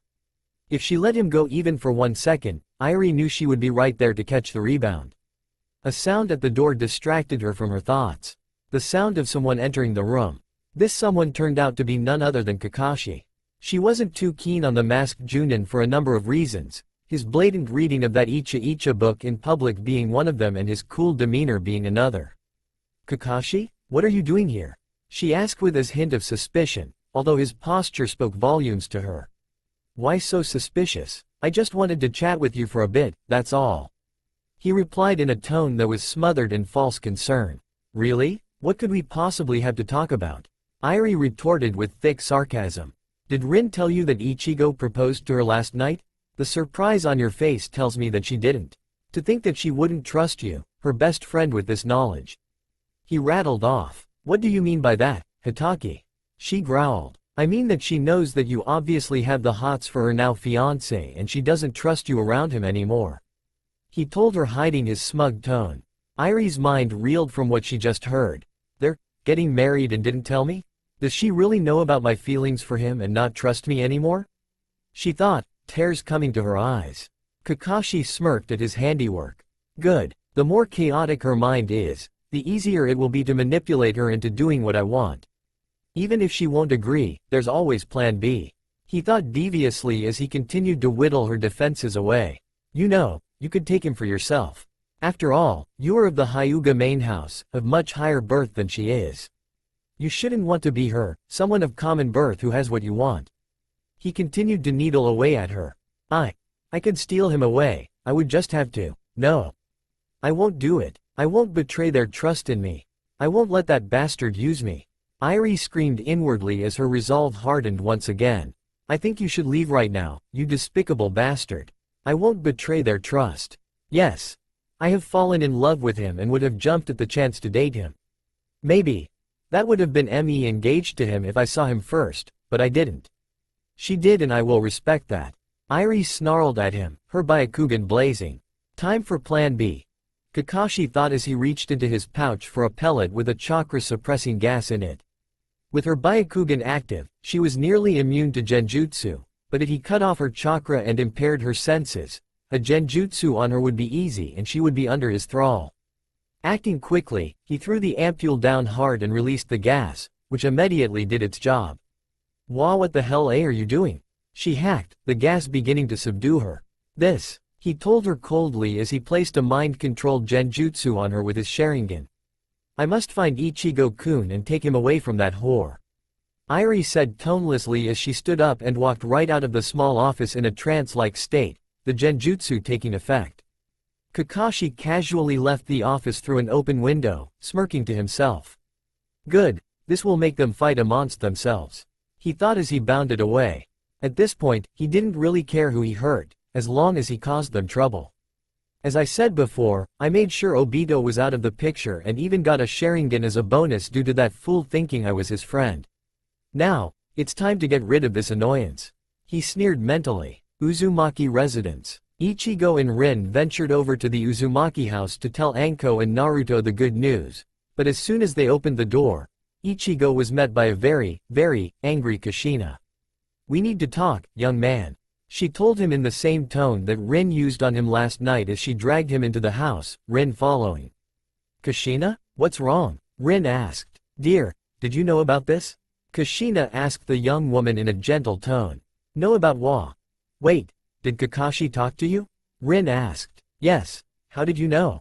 The older woman asked, puzzled. Damn that weasel bastard. Rin growled in anger. What do you mean? Kushina asked, her suspicion piqued. Tsukuhime had heard enough and decided to come out, forcefully giving herself corporeal form. Kushina-san. Hitaki-san lied you to Rin-chan. He is trying to tear them apart out of spite and doesn't care who he hurts or uses. He wants Rin-chan all to himself and will stop at nothing to get her. The angel answered with her displeasure clear in her tone. This made Kushina remember the conversation that she had with her two eldest about his strange behavior as of late, and she put two and two together. She walked up to her eldest son and embraced him as best she could. Iken. I'm so sorry for doubting you. She told him, cupping his cheek and kissed it. Soke, mama. He replied softly as he returned the affection. That little bastard. I'll kill him, now. The redhead snarled with all the rage and hate she could muster, her red locks rising up into distinctive tails. Behind her, come on. She was the previous Jinchuriki for the Kyuubi. As she stomped out the door in search of the one-eyed pervert that dared to fuck with her family. Wow, she's really pissed off. Rin commented as Haim went back into her host. Yeah, you can see why I won't ever make her mad at me. I'm scared of her, Ichigo replied. Hey, what's got mom so pissed off? A voice called out from the Gencon. Yes, she stormed off in quite a hurry. Is everything alright? Another voice asked. It was Haku and Anko that just got home. Rin and Ichigo explained what was going on, and Anko was torn between wanting to cut off Hitaki's fingers, hang him upside down, and let him bleed out, and congratulating her brother on her impending marriage. Haku also offered his congratulations and well wishes while offering his thoughts on the situation. Hitaki-san has gone too far. Haku growled. His new family treated him right, so he felt it proper to desire a measure of payback against the one who was deliberately trying to hurt them. What about Kakashi Teme? Naruto asked as he was taking his sandals off and walking in, seeing Rin. Oh, hey Rin-ni-chan. He greeted. Well, Ichigo started as he told Naruto of what Kakashi has been doing and the boy was furious. However, that was quickly overshadowed by cheer when he heard the news that his big brother was getting married into Rin of all people, one of the only people that watched out for him while growing up. Now, she really was going to become one of the family. So, mom's tracking that asshole down and she's gonna teach him a lesson then? Cool, I wanna watch her beat somebody up that's not us for once. Naruto cheered. Konoha streets. Kakashi was strutting down the street, bound for his favorite bookshop to buy the next installment of the Icha Icha series, contemplating his next move in getting Rin all to himself. He had just turned Ichigo's his own mother against him and now Irie was under his control. All he needed her to do was be caught trying to seduce Ichigo for his plan to work, and since she was under his spell, she wouldn't quit until someone noticed the genjutsu and broke it. She accomplished her given goal, or she was killed. What he didn't notice was a red-haired wraith stalking him, waiting for the perfect time to strike. She'd finally had enough of people trying to harm her family and she was ready to strike back at them. Council be damned. If they get in my way, they'll be next. She snarled inwardly as she got ready to pounce. Finally, Kakashi exited the shop with his new purchase and began to stroll down the street again when Kushina walked out and kept calm. Hello there, Kaka-chan. She greeted pleasantly. Kakashi smiled smugly to himself, thinking she had already dealt with part of his problem for him. Hello there, Kushina-san. I trust everything is well? He asked with faked cordiality. About that. I need to speak with you. Follow me, please. She asked him, trying to lure him away from the main streets and onto a training ground to properly deal with him. Kakashi simply followed her, thinking that he could deal with her at the same time without someone to help her. The Uzumaki brood plus Rin all found them and were puzzled by how cordial she was with the bastard. What the hell is she doing? Ichigo asked. I dunno. I thought he'd be a pulp right now. Naruto replied. Wait. Look where she's headed.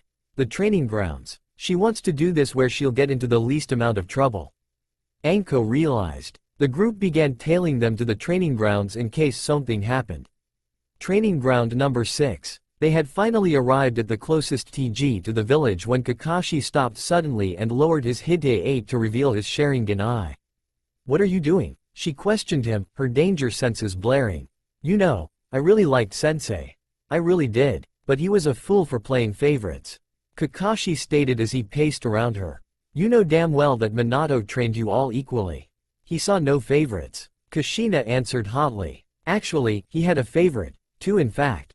That fool Obito, and you. Kakashi retorted, finishing with a hateful snarl. Obito was a sweet boy. He was an Uchiha, but he didn't think that he was the cock of the walk like the rest of them, and Minato and I were dating long before you were his student, so don't even try that with me. She countered. That's exactly, he was a fool. I was the prodigy. I deserved to be special, not some foreign slut or a hopeless loser. He yelled in rage. In his eyes, there were no prodigies or geniuses. Everyone was equal in his eyes. Kushina shot back. Kakashi's rage faded, but something even more disturbing popped up in its place, smug arrogance. He pulled out an ampule and threw it down, releasing a gas that suppressed her power and weakened her.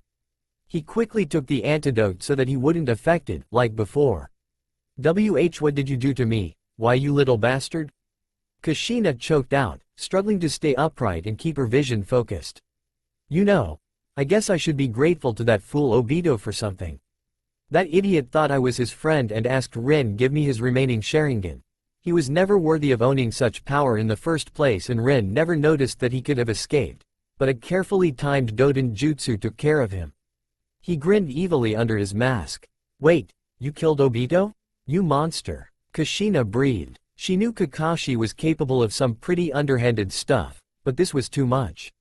He murdered a fellow shinobi and got away with it, just so her husband would make him his favorite. Well, now that I've told you this, I'm going to have to kill you. Goodbye, whore. Your family is next. You all are a stain on everything Minato-sensei worked for, and I'll see all of you destroyed." He screamed as he bore down in the woman with a killing blow, but she was expecting it. "What's the matter, little boy? Too scared to take me in at full strength? Besides, the old man would never let you get away with this." Kushina yelled as she fought back as hard as she could with that gas corrupting her body. "Huh, that old fool? The council will see to him soon enough. Now die," he yelled as he bit his thumb for some blood and swiped it on a scroll. "Kachiyose no Jutsu. T Suiga." On cue, Kakashi's Nin-Ken popped out of the ground and clamped down on her, holding her in place. Heh. Now, Kushina-san, you die," he told her cruelly as he charged up his Reikiri and readied his lunge, but found that his feet were frozen in place. Out of the tree line, he could see a quintet of figures walking toward him. When he saw who they were, he began to panic. "They followed us here? I can't take them all at once, especially not Ichigo, and Rin is here, too. No," he screamed in his mind, all of his planning ruined. Now, Rin was more likely to kill him in cold blood than fall for him after seeing this. Rin always looked to Kushina as a motherly figure and would never hear a cross word against her. "You bastard! How dare you do this to our family? Did you think you'd get away with this? Huh?" Anko screamed at the top of her lungs as she summoned snakes to immobilize him further. Senejashu. The snakes she summoned bit into Hitaki and their poison was now coursing through him, but not enough to kill. Just enough to make sure he couldn't fight back. Ichigo took his turn as he forcefully ripped him from Haku's ice and shook him like a rag doll. "You son of a bitch. You thought that you could betray us. Try to break Ren and I apart and try to kill our mother without consequences? If it weren't for the laws of this village, I'd kill you where you stand. However, I think Anko-ne has something far worse in store for you."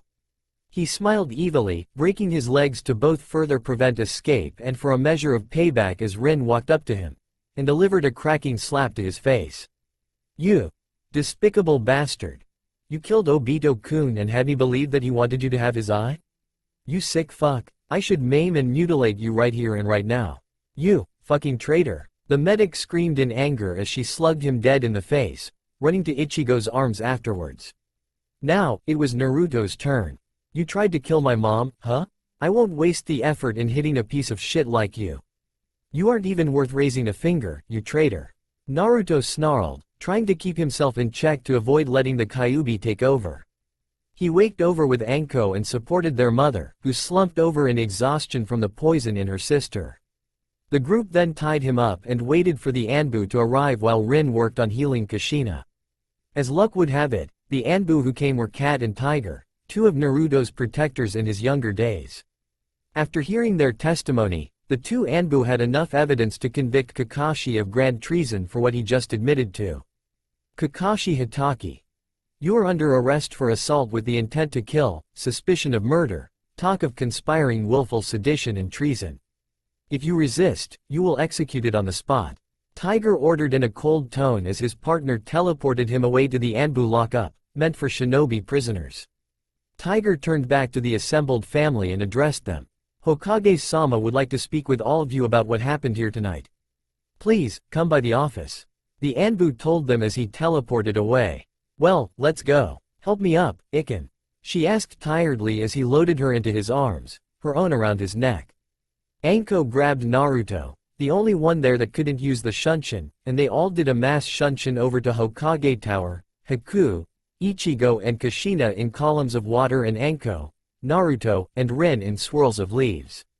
6 people flickered just beyond the door to Sarutobi's office, startling the poor secretary who was getting ready to leave for the night. "Ah, what the, who the?" Yoshino Nara yelled at them. "Easy there. We're here to see Hokage JII. Kushina informed her weakly. Yoshino's gaze went wide-eyed at the haggard condition her old friend was in. She was carried in by her eldest son with her other 2 children in tow, Ren and the young man the Hokage welcomed to the village the previous day. Kushina looked pale and tired, with bruises, cuts and scrapes. "What happened to you?" she whispered. "We can't tell you right now, but we will later." "Is Hokage JII here?" the redhead asked. "Why yes. Here, go in," the Nara woman replied, opening the door in a hurry, and the group all entered the office quickly to see Sarutobi waiting for them. I was hoping to get a little quality time with my book. The old Hokage grumbled before turning to face the newcomers. Oh, you're here. Now, will you please explain why Kakashi tried to kill you, Kushina? Sarutobi asked, to which they all took turns explaining. His expression afterwards was not a happy one. He just learned that his old teammates could possibly be conspiring to overthrow him along with certain shinobi and the civilian council. Seriously, how would you feel? He has brought shame to his father's name and has spit upon the teachings of his sensei, as well as what it means to be Konoha shinobi. These offenses are bad enough by themselves, but he has not only conspired to sedition, he also tried to murder the wife of his sensei. The consequences for these actions will be very severe, Sarutobi said as he looked over Kushina, who was standing with some assistance from her two eldest. Are you alright? Will I need to summon a medic? He asked until Rin coughed. Right, sorry, he added sheepishly as Rin got to work on healing her injuries and purging the poison. Now, I want to know what will be done. He went too far with trying to kill my mother after she just came back into our lives. Who will be his interrogator? Anko demanded. Ibiki will be handling this one and Inoichi will be backing him with a mind dive to see what else they can find. Sarutobi informed her. What? Why can't I do IT? Anko yelled. You should know why, Anko. You are involved in this case, so any evidence you submit will be considered compromised. Please, try to understand, the old man told her. She looked like she was about to protest, but she knew that he was right and relented. I want to see that bastard fry. I never knew her until a few months ago and we nearly lost her to that asshole. Naruto exclaimed, Haku and Ichigo nodding behind him, Ichigo giving a fierce scowl that was almost daring him to go lightly on the copy. Nen and Haku's frosty gaze was leaving a chill in the air. Easy. I will do whatever I can to make sure he gets a stiff punishment for this. I cannot guarantee the desired outcome, but rest assured that I will try. Sarutobi assured them but remembered the slight bit of news that he had heard from his son, Asuma. By the way, I believe that congratulations are in order, my boy. Didn't I tell you over a year ago that you'd find the right one? The old man smirked as they discussed further arrangements, such as location and the fact that he offered to officiate over the marriage personally. He proposed using Hokage Mountain as the place, since the time frame coincided with the blossoming of the cherry blossom trees in the nearby orchard. They all loved the idea and Kushina told Rin that the cake and flowers were already taken care of. Miho Haruno came forward to both design and create a wedding cake while the Yamanakas would handle the floral arrangements. Hiyashi and Sume were offering to have some of their clans provide security for the ceremony, while Shuza Akamichi and Tuchi Ichiraku were both wanting to provide catering, Shuza offering his entire restaurant, Shushuya's for the reception and after party. Shikaku and Yoshino referred her to a tailor for the dresses and tuxedos for the groomsmen and bridesmaids, while Shibi and his wife Shina referred Kushina to a jeweler for the rings. Wow, you've been busy, Ma. Ichigo replied to all of that in a daze. I could probably do better, but since it's one of my boys getting married, I want to pull out all the stops. Kushina claimed, her spunk returning with the poison's removal. Oh, I still haven't told I-chan yet. I couldn't find her all day with what's been going on. Rin exclaimed as she turned to her husband-to-be. I'll go and find her. I want her to be the maid of honor. Rin yelled as she rocketed out of the building to find her best friend. Well, I think we should all get out of here and stop by that diner you boys love so much for some grub. Kushina suggested as they agreed and left as one big group. There is a storm coming, and I have a feeling that the Uzumaki family will be the target.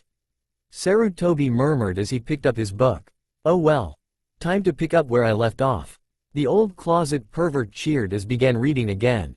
Outside of the tower, Irie had been waiting for them to come out and followed them, awaiting the chance to snag her objective alone. Uzumaki residence. They had all gotten home with full bellies and with Kushina in a much better mood as they all headed for their respective rooms to get some much-needed sleep. Ichigo headed for his room and yawned loudly, tossing his blades, vest, and top off to the side and crashed into his bed with only his pants on. Or he would have crashed into his bed, but he hit something vastly different. He landed face first into a pair of surprisingly bountiful breasts, but that wasn't the real shocker. No, the real shock was who those breasts belonged to. One Irie Hyuga. Irie? What the hell are you doing here? he exclaimed as he tried to scramble off of the bed, but she held him fast by the waistband of his pants. Her only answer was a light giggle. Ichigo Koi. Now I have you alone. All to myself without that selfish bitch to keep you from me. She told him in a sultry voice as she tried to go for his waistband, but he held her off. No, this is so wrong. There's something that's not right here. He called out in his mind. I know what you mean. It's like something has a hold over her will. A hypnosis. A powerful one, at that. Tsukuhime answered him, trying to figure out what she was doing. Hypnosis? Come to think of it. Her chakra feels out of whack and her eyes are telling me that she's not here at the moment. Can you break it? He asked his angelic friend. I believe I can, but you will need to immobilize her somehow. Haim told him just as his door burst open to reveal the rest of his family. More like Kushina pulling a shock and awe on his door with the others following her in. What the hell is going on here, Etabane? Kushina roared, her long red locks rising up in their infamous tails. Ichigo explained what was going on and she could feel that something wasn't kosher here, so she aided him in holding her down, Anko assisting. Hey, Ni-san, wa. Naruto mumbled as he walked into the room with Haku, only to get their first eyeful of a woman's no-no parts and promptly faint from the overload. Saves me the trouble of yelling at him. Kushina sighed in relief that her son and new addition to the family were such prudes as she struggled to hold the now irate Hyuga woman down. Unhand me, you filthy women. I want to be with my beloved. She shrieked, getting the attention of yet another person, Rin, who was stopping by to tell them that she couldn't find Irie. Hey, guys, I couldn't find Irie. That's so weird. She said as she noticed what all the commotion was about. What the hell is she doing? Rin yelled, to which Kushina explained and Rin felt for herself. Irie wasn't terribly pleased to see her and attempted to lash out, but was still restrained by Anko's snakes. Good, hold her down and Haim can do the rest. Haim, do it, he shouted. Here we go, liberatio. The angel shouted as a wave of purifying light washed over her target, who stopped struggling almost instantly. Did it work? Anko asked. Her chakra is back to normal. Whatever Haim did fixed her. Rin answered as Ichigo draped his blanket over the nude Irie, who was starting to stir.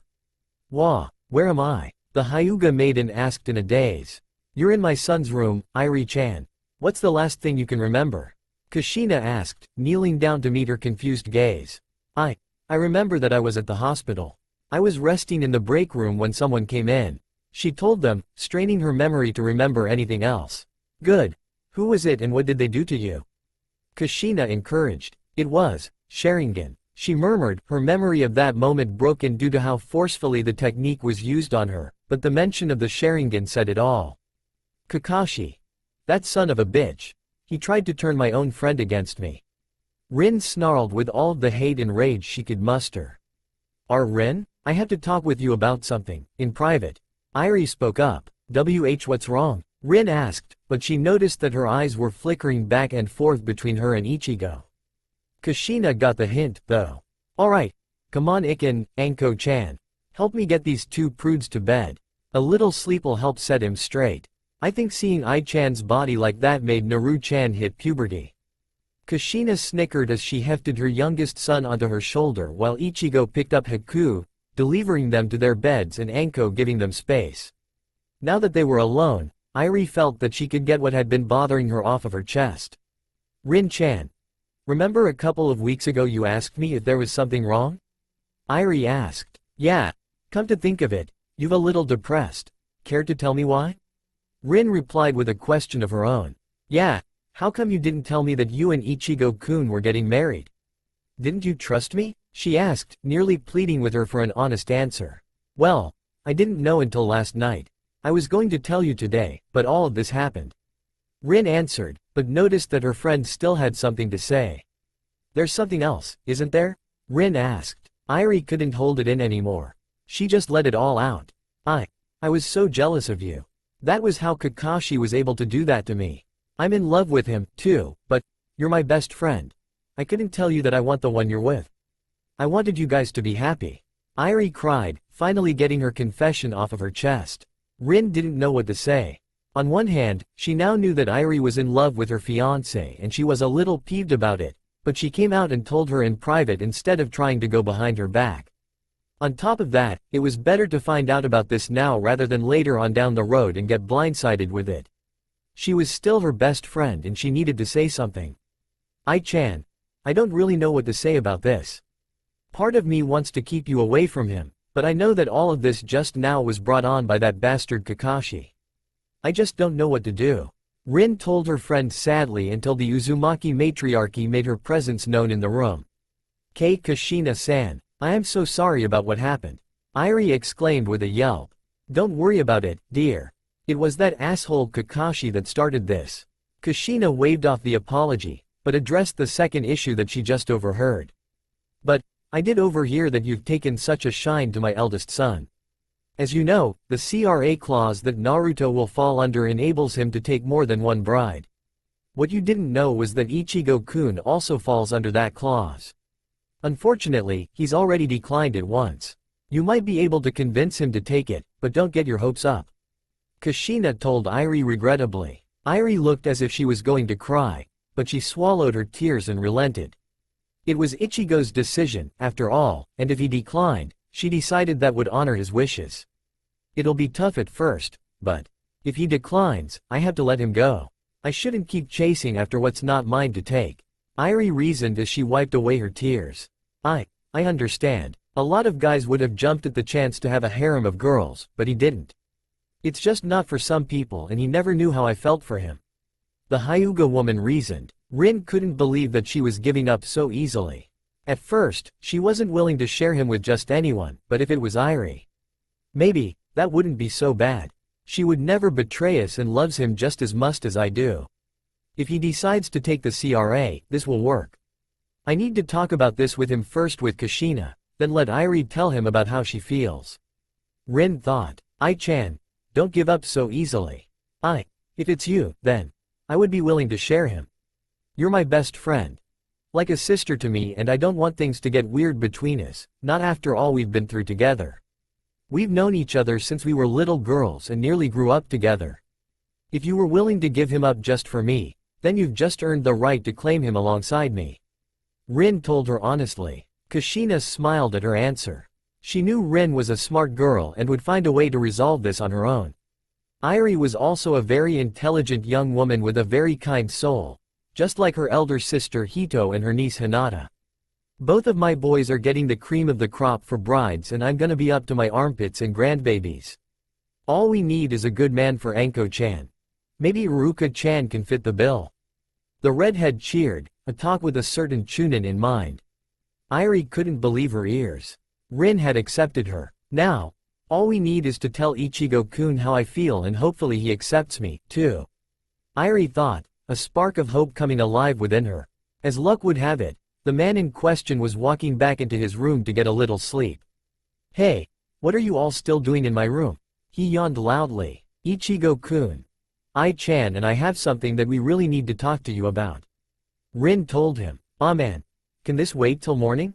he whined. He had a long day and it was already 2 in the morning. "Please, Ichigo-kun. This is very important and we need you to listen," Irie urged. "Well, if it's that important," he replied, leaving his statement hanging as the girls got started. "Iken, do you remember when you first came here, what you talked about with the Hokage?" Rin asked him, making him think while half asleep. That usually doesn't work out too well. When he's sleepy like he is now, he's about as sharp as a sack of wet mice. "Jan, let me get some coffee first. We can talk about this over a fresh cup," he told them in mid-yawn, leading them down to the kitchen. Once there, they threw on a fresh pot of coffee to keep themselves aware and functional. Now, with caffeine running in their systems, they continued their chat, starting from where they left off. "I think I remember. The old goat was saying something about starting a clan and being forced to get married." Ichigo recanted for them. "Well, keep that in mind. I-chan has something she wants to tell you," Rin said as she let Irie have the floor. Irie was very nervous, understandably so, but Rin gave her an encouraging nudge. "Ichigo-kun. From the moment I first met you, I felt there was something special about you. I fell in love with you over time. But, since you were Rin-chan's boyfriend, I held myself back from saying anything. I hid it from everyone, even her. I didn't want to feel so jealous of her.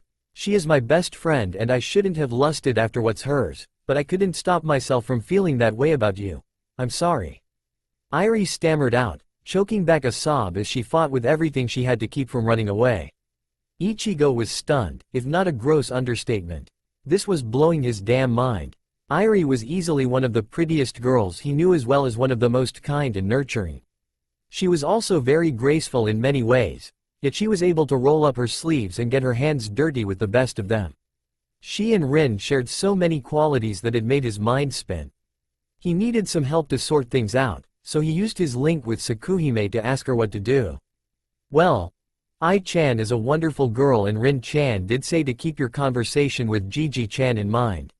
Maybe it has something to do with that. The angelic being reminded him. Right, I have a feeling that if I had met Irie first, we would be getting married soon, too. Damn, this is so confusing. He lamented in his head as Rin started to speak. Iken, you can tell me what you think. You have my word that I won't get hurt or offended. Rin swore. Well, Irie, you are a very beautiful woman inside and out and I'd have to be blind not to notice that. I have this feeling that, if I had met you first, I would have asked you to marry me. I have this feeling that you would have been a wonderful bride and wife. Ichigo told her honestly, making Irie's heart leap. He really would have loved me. She cheered in her head. Rin was happy with that answer. She now felt even better about the bombshell she was about to drop. Iken, your mother told me something very interesting an hour ago that would solve our problems. Naruto-chan isn't the only one under the CRA. You are also eligible for it and you have 2 women who would love nothing more than to marry you, if you will accept it. Rin said, laying it all out before him to choose. Before he could get a thought in edgewise, Haim put her 2 cents in. Oh la la. 2 girls, Ichigo-kun? And these girls are exactly the type that will never break your heart. They're just like Hitomi, don't you think? She told him. The mere mention of his first love made him give some serious thought to this CRA business. At first, he thought that women would be forced into it so he rejected it, but these 2 were doing this completely of their own free will and were willing to share him. After going over more pros and cons about this situation, he came to a decision. I'll do it, he said, kissing Irie on the cheek. I'd have to be stupid to throw Ai-chan's feelings back in her face after she risked so much to tell me. The CRA offers us all a way to have a happy ending, and I love you both very much. He admitted to them. Irie looked over at Rin as if asking for permission for something. Rin simply nodded with a smile as the blanket-clad Hyuga maiden nearly tackled the hapless strawberry, kissing him full on the lips. Rin knelt over to him and gave him a kiss of her own, and with no less passion, either. I guess some adjustments will have to be made to the wedding plans. A voice called out from the banister. Kushina was listening in on the conversation and was pleased with the way they all handled the situation. She was very pensive about the idea due to how her attempt at it went.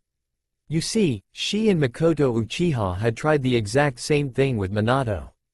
Fugaku found out that Makoto had honest feelings for Minato and that she and herself were both dating him, so he pulled the rug out from under them by evoking his rights as clan leader to take a bride. Unsurprisingly, he chose Makoto and forced her to marry him within the week. Within the month, she was pregnant with Itachi since the clan elders demanded an heir. There was nothing she nor they could do to stop it since the Hokage was forbidden from interfering in clan affairs at the time, something that Minato had wanted to change the moment he became Hokage. Even though she was married to Fugaku, she told Kushina that her heart still belonged to Minato, up until the night she died. Just thinking about the heartache Fugaku had caused was spoiling Kushina's good mood and she tried to put it out of her mind, but she couldn't help but think that if Fugaku hadn't pulled that stunt, Makoto would still be alive today. She placed the blame for her death squarely on his shoulders, but was still really pissed off at the council and at Itachi for killing her. He wasn't number 1 on her shitlist right now, but he was close enough that she wanted him broken and bleeding at her feet in the worst way. Makoto would die of shame if she saw what became of her sons. Oh yes. The Uzumaki matriarchy owed the council and the remaining Uchihas the ass-kicking of a lifetime. Mom? You were listening to all this? He exclaimed. Yeah. I couldn't get back to sleep, so I decided to see how this all turned out. Besides, you really need to lay off the coffee, kiddo. You're like a zombie without the stuff in the mornings. Kushina commented idly, while digging in her ear with her pinky in a most unladylike fashion. But then again, this was Kushina, biggest tomboy on the planet when she was younger. To those who knew the woman, shock and surprise at anything related to her was overrated. Do you approve then? Irie asked of the woman who might become her future mother-in-law. Hey, it's his choice and he's a big boy. But, for the record? Welcome to the family, I-chan. Kushina replied as she hopped down from the banister and pulled the half-naked young woman into an embrace. Now normal people would use the stairs, but since when was a house full of shinobi considered normal? To her, stairs were for wimps and non-hackers. I'll go with you when you tell Hiyashi about this and help to explain, but I know you'll give his blessing. Kushina explained to her, making her feel easier about telling her much older brother-in-law. For now though, I'll lend you some of my clothes so you won't have to use my son's blanket as a dress to go home at almost 3 in the morning. Kushina smirked as she led the young ladies upstairs to her bedroom while Ichigo himself conked out at the dining table. When the women came back down, they found him out cold at the table, sawing logs with his body slumped forward and forehead on the table. Kushina just sighed. That son of mine, he'll sleep anywhere. Well, since it's so late, you girls just share his bed and he'll sleep here. I don't have work tomorrow and neither does Anko, and I'm guessing Team 8 will have some downtime, as well. Kushina told them as she turned to them and clapped her hands. Come on, let's go. She told them in a motherly fashion as she herded them back upstairs and off to bed. Once that was done, she put herself down as well. The next morning, around noon or so, the rest of the household managed to pry themselves out of bed around high noon due to the late hours they kept the previous night because of Kakashi's crap. Haku and Naruto rolled out of bed and poured themselves into a chair in the kitchen to find Irie already in the kitchen humming a happy tune with their mom's pink apron on, making breakfast and the others already there. Good morning, boys. She greeted the 2 youngest members of the household, who yawned and flopped their heads on the table until Kushina banged the table, getting them to perk up with a shared gasp. Heads up, boys. Manners. She chided with a smirk, turning to the young Hyuga maiden. I-chan, thank you for cooking breakfast. I really appreciate it, especially after the night we've had. The redhead thanked her as she took a tug on her coffee. Irie-san is that good of a cook? Like Anko-san? Haku asked curiously. She really is. If she ever quit being a nurse at the hospital, she could open up her own restaurant. Rin replied as the woman in question called out from the kitchen. Food's ready, Irie announced as she brought a huge skillet filled with a rice stir-fry and piled it onto their plates. Haku took his first bite of her cooking and was surprised yet again as his tongue was asphalted by a flavor explosion. Wow, this is really good, Haku exclaimed. He was really coming to enjoy all of this good cooking. Thank you, Haku-kun. But is it better than Anko-san's? Irie teased. Haku was about to give her a resounding yes, but he stole a look at Anko, who was daring him to say it. With a shudder, he realized that saying what he was about to say would have been tantamount to suicide. I think I'll decline to comment on that and just say that this is really, really good. Haku answered, getting a nod from Anko that said, good boy. You get to live another day. While Irie couldn't pass up the chance to tease the boys and ease some of the tension that had been building as of late. She knew that it would be a little while still until things simmered down, and she still had to talk with Hiyashi later today to inform him of this latest development. The family plus extras all ate their breakfast in relative harmony, since nothing really fazed them for very long, and went to get dressed and go about their days. Naruto wanted to spar with Haku while Anko wanted to check out a new movie that came out, contemplating on dragging Kurenai with her. Rin was due for a shift at the hospital while Kushina would be talking with Hiyashi with Irie. Ichigo shrugged and tried to go back to his room to sleep, but Kushina snagged him by the collar of his shirt. Oh no you don't, kiddo, you're coming with me. I'm not gonna hog all the fun for myself, she said as she told him to clean up and get dressed while she and Irie freshened up a bit, Kushina lending her some of her clothes. It was then that she discovered that Hyugas don't really look good in orange, prompting the redhead to search deeper until she found a white sundress that barely caged in Irie's generous chest to a socially acceptable level. Geez. What is it with Hyuga girls and huge boobs? I swear, that's the other blood limit of the Hyuga. Hito's were massive and Hinata's boobs are already getting there.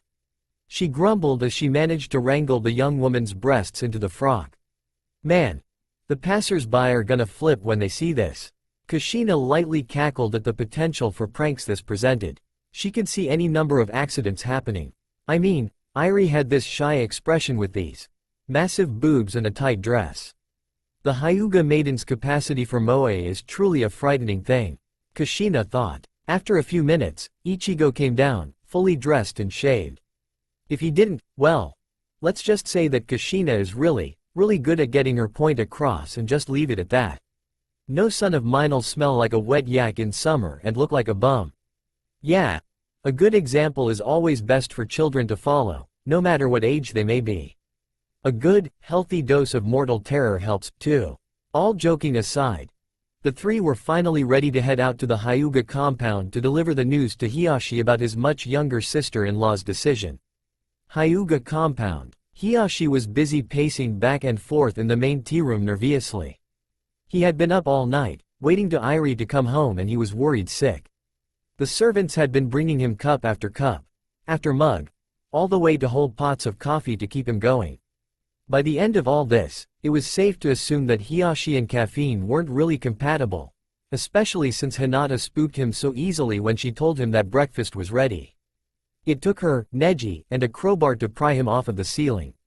Now, his youngest daughter had taken to lightly mocking the now very highly strung Hyuga lord's movements and was about to pop a paper bag behind him to make him freak when he heard someone call for him. "In here," he squeaked out, but cleared his throat back to his normal, clan head voice. "In here," he called again. The shoji door slid open to reveal the one he'd been worried sick over, plus company. "Irie, I'm so glad that you're safe. Hito would have killed me if something bad happened to you." He fussed, the red, bloodshot veins around his eyes, his normally well-kempt and groomed appearance now looking like he'd rolled out of a dumpster hot on the heels of a meth bender, making for a comical sight. "And you told me to not look like a slob," Ichigo whispered to his mother, who stomped on his toes quickly. "Oh wow," he whined, hopping around on one foot while he babied the other. "That's right, what about it?" she countered, taking on a rough, Yakuza-like tone and persona. Hey, nothing, mother. You're right," he quickly apologized. She changed gears on him so quickly that he was thrown off guard. "Of course, sweetie," she chirped as she pinched his cheek while Hiyashi had his minor mental breakdown, Irie calming him down a bit. "Ahem. I am very glad that you are in good health and the Kushina-san let you stay at her house, but I must ask, though, why is Ichigo-san here?" he asked, puzzled. "Well, Ni-sama," the 25-year-old woman began to explain with a blush on her face. She started out with what happened with Hitaki, which nearly made him go on an SND, search and destroy, mission for Hitaki, but he was then told that they already handled the problem, with extreme prejudice. That seemed to satisfy him as he drank some tea to calm his nerves, only to spit it back out when he was told of Irie's decision to marry Ichigo. "But, I thought you were marrying Rin," he exclaimed. "He still is, Ni-sama. Kushina-san said that Ichigo-kun falls under the CRA just like Naruto-kun, and since I came right out and told him and Rin-chan how I felt after all that happened, he accepted it and now, we're gonna get married." Irie gushed. Hiyashi didn't know how much more his already frayed nerves could take. On the other hand, this was a happy occurrence. He had been waiting for his much younger sister-in-law to find someone and now she finally had, and he couldn't have been happier about who. He trusted that Ichigo would treat her right and that Kushina would be more than happy to take over Hito's role. "Now, I will deal with the clan council should any issues arise. I will not let anyone ruin this happy occurrence. I give my blessing to this union as the head of the Hyuga," Hiyashi announced. "And I, head of the Uzumaki, give mine," Kushina replied formally. She then turned to her eldest son. "And there you go, one Hyuga maiden, ready to go," she chirped, making everyone sweat drop. "Mom, you made her sound like a takeout order." Ichigo facepalmed. "Oops, sorry about that," she replied. "Typical, textbook Kushina," Hiyashi muttered, shaking his head in exasperation. "I'm not that bad, am I?" she asked with a pout. "Should I really answer that?" Hiyashi asked with a dry look, and eyebrow arched. "Anyway, come on, we still have people to talk with. Time's a wastin', kids," Kushina belted out, dragging the two of them with her just as Hinata was coming to see what the commotion was about. "Dad, what's going on?" she asked. She was answered with a grin. Your Aunt Irie is getting married. He told her happily. She is? To who? Hinata gasped, her smile literally lighting up the room. To your sensei. He told her. He explained that he fell under a special circumstance that allowed him to marry more than one girl. It made sense to Hinata, who knew that her aunt was still very young compared to her father and that she had feelings for her sensei for a while now. Hanabi came running in, asking to be the flower girl. Nay, Papa. Can I? The knee-high heiress begged. You'd have to ask Irie, but I see no problem with it.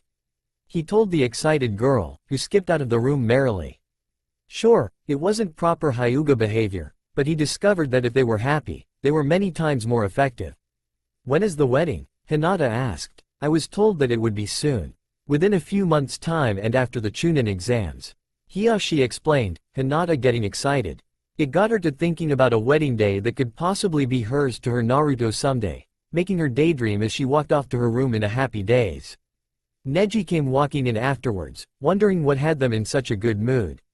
Oh, Kushina Uzumaki was just here to deliver some good news. Hiyashi told him. I wonder what that could have been. Neji wondered aloud. It was concerning your Aunt Irie. She's getting married. Hiyashi explained with a grin on his face. Really? That does sound like good news then. Aunt Hito would have been happy, that's for sure. Who is she marrying? Neji inquired, his interest piqued. Oh, yes. She will be marrying the eldest son of the Uzumakis, Ichigo. The clan head replied as they opened more topics of conversation over some tea. He was glad that he took the time to repair his relationship with his family. With Naruto in the meantime. Naruto had left the house to mainly roam around the village and see what his friends were up to today. He tried to go see Shikamaru, but his mom had him cleaning his room. He offered to help him out with his cage bunshin, but Yoshino politely refused. Thank you for the kind offer, Naruto-kun, but I want Lazy Bones here to do it himself. Yoshino told him as he shrugged and left, bound for Kiba's place. Upon arriving at the Inuzuka house, he was ushered in by his elder sister, Hana, who told him he was just in time for some lunch if he was hungry. Being who he is, food was always near the top on his priority list. Hey bro. What you doing here? Kiba asked as they served themselves. Hana had made a beef stew for lunch and the smell was almost intoxicating. They each took a bowl full and a smaller bowl for Akamaru, and ran back to his room to eat and chat. Just wanted to see what everybody was up to today. Oh yeah, did you know my brother's getting married soon? Naruto told his friend excitedly. No way, that's gnarly, man, Kiba exclaimed with a grin. Yeah, I was surprised to hear it, too, but damn. I'm glad it's to Rin Nichan and Irie Nichan. Naruto replied. Yeah, that's, what? How the hell did he get two hot chicks? Kiba asked, his eyes bulged out. Well, Ka-chan said it was something called the CRA. It allows a near-dead clan to repopulate. Since ours is nearly gone, he's old enough to marry, and the women are willing to share, he took it to make them happy. He was about to refuse it until Irie Nichan told him how she felt last night. Naruto explained, but his whiskered face was soon marred by a scowl. But that asswipe Hitaki nearly ruined everything. Naruto growled. What happened? Kiba asked, puzzled but gravely concerned as to what his sensei did. He's been after Rin-ne for a long time, but he never said anything, and after he found out that she was going to marry Ichigo-ni, he turned into a real jerk. Right after we all got back from that wave mission, he tried to wreak their relationship. When it didn't work, he went after Irie-ne and tried to get her to wreck it by putting her under a genjutsu. That didn't work either, so he tried to kill our mom. He poisoned her, but she still put up a huge fight. He was ready to kill her until Haku-ni froze him in place and we all kicked his ass. He's been arrested. Naruto explained to his buddy, who was shell-shocked. That's messed up, man. I knew that guy was a jerk since he always kinda ignored me and Shino, but that? The Inuzuka answered, still in shock. The two kept on talking and eating until they were done and Naruto wanted to move along. Cool. Thanks for stopping by, man. See ya. Kiba said in farewell, Akamaru yipping along with him. Later Keebs, Akamaru. Naruto replied, bending down to scratch the puppy's chin as he left to wander around for a bit. Haru no ya. Wander he did until he wandered over towards Haru no ya. Sakura's mom's bakery, where she was working behind the counter and her mom was bringing out a fresh batch of sweet buns when they spotted him. Naruto-kun. Sakura greeted him enthusiastically, her mother giggling at the sight. Hey Sakura-chan, Miho-san. I just thought I'd drop by and see what you were up to. He said casually as he saw Miho going back to the kitchen. I could lend a hand for a while if you want. You guys look busy, he offered. You're such a sweet boy. I could use some help in the back if you don't mind, Naruto-chan.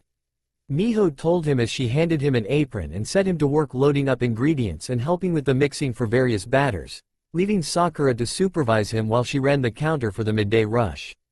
So, what's new, Naruto-kun? She asked her shared boyfriend. Nothing much, he replied, but told her that his brother was getting married in a few months as he continued stirring. Really? Eeeeeeeee. She squealed in girlish delight as she poured some batter onto a cookie sheet and into a waiting oven. Sensei really deserves it. I hope that he and Rin-san will be happy. She replied. Yeah, I hope so too, but it almost didn't happen.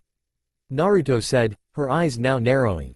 What happened? She asked. He then explained the events of yesterday and last night to her and to say that she was upset with Kakashi was selling it short, really short. She was furious. That jerk-off. What the hell is his problem? She fumed angrily, but had to admit that all of this had a silver lining. She didn't know that a law like the CRA existed, but was happy that he was able to put it to good use and keep them both happy. I'm just glad Sensei managed to make all of this work out and that Auntie Kushina is alright. Sakura sighed in relief. She had met Irie before, several times, actually. She thought that Irie was a beautiful woman and very kind, too. What made things even better was that like Rin, she had a hidden wild side that could catch you off guard and she was really open-minded. However, since she was Hinata's aunt, she knew that Hinata would look like her when they were older. Damn, she's gonna be hot when she's older.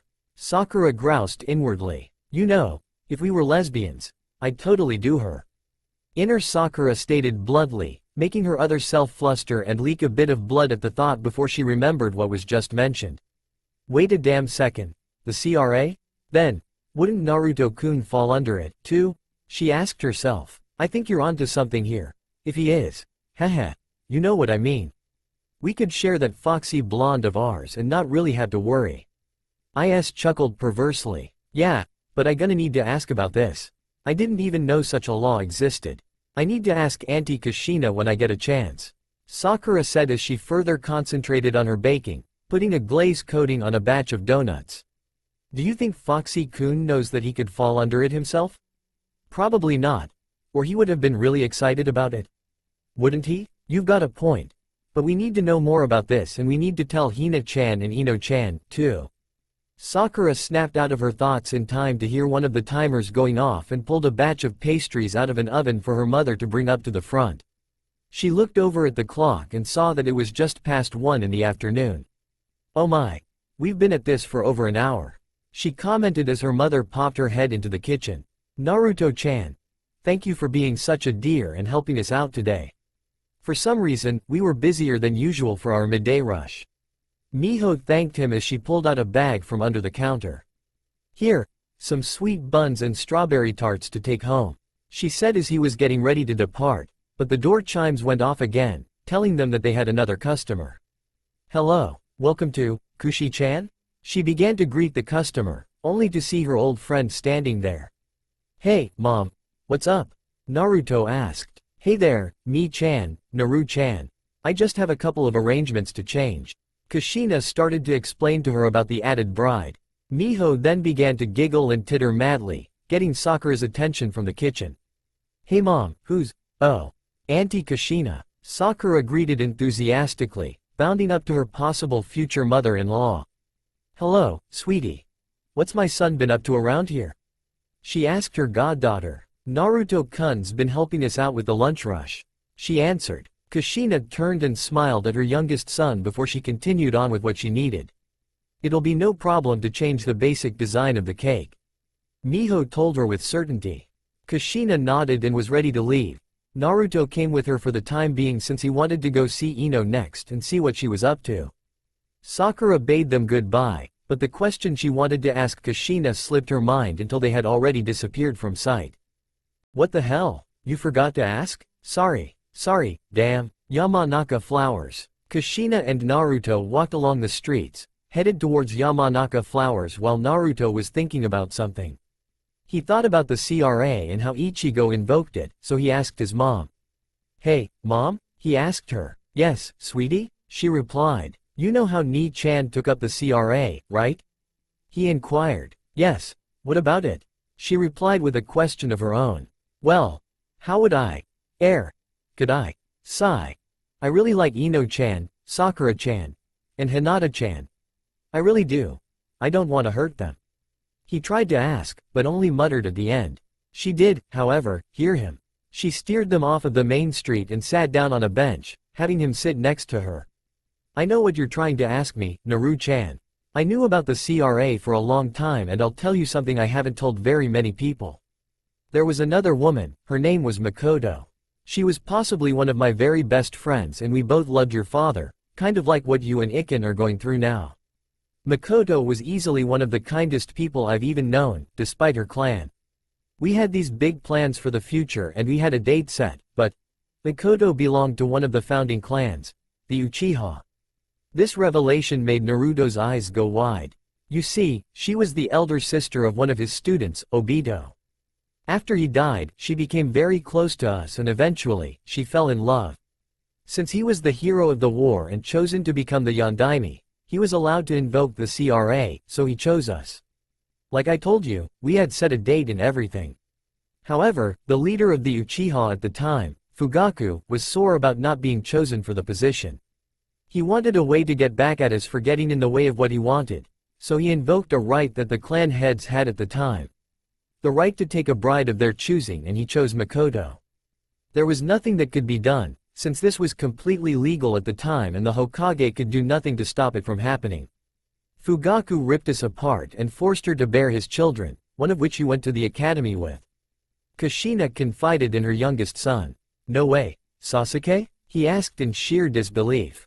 He had a rough time believing that if this woman was as kind as she said she was, how could her sons turn out the way they did? A murderer and a total creep and asshole. On top of all that, this Makoto woman would have been like a second mother to him, but he also had a memory flash. A woman that matched her description had once given him some food and hid him from a mob. She muttered something that she owed it to someone to do it. Yes, Sasuke is her youngest son with Itachi being her eldest. Even after she gave him 2 sons, she confided in me that her heart still belonged to your father. I want the girls who will marry you to be just as loyal, so that is why I hid that knowledge from you and the girls. I can't easily shake off what they were before the incident over a year ago, 2 rabid fangirls and a timid doormat.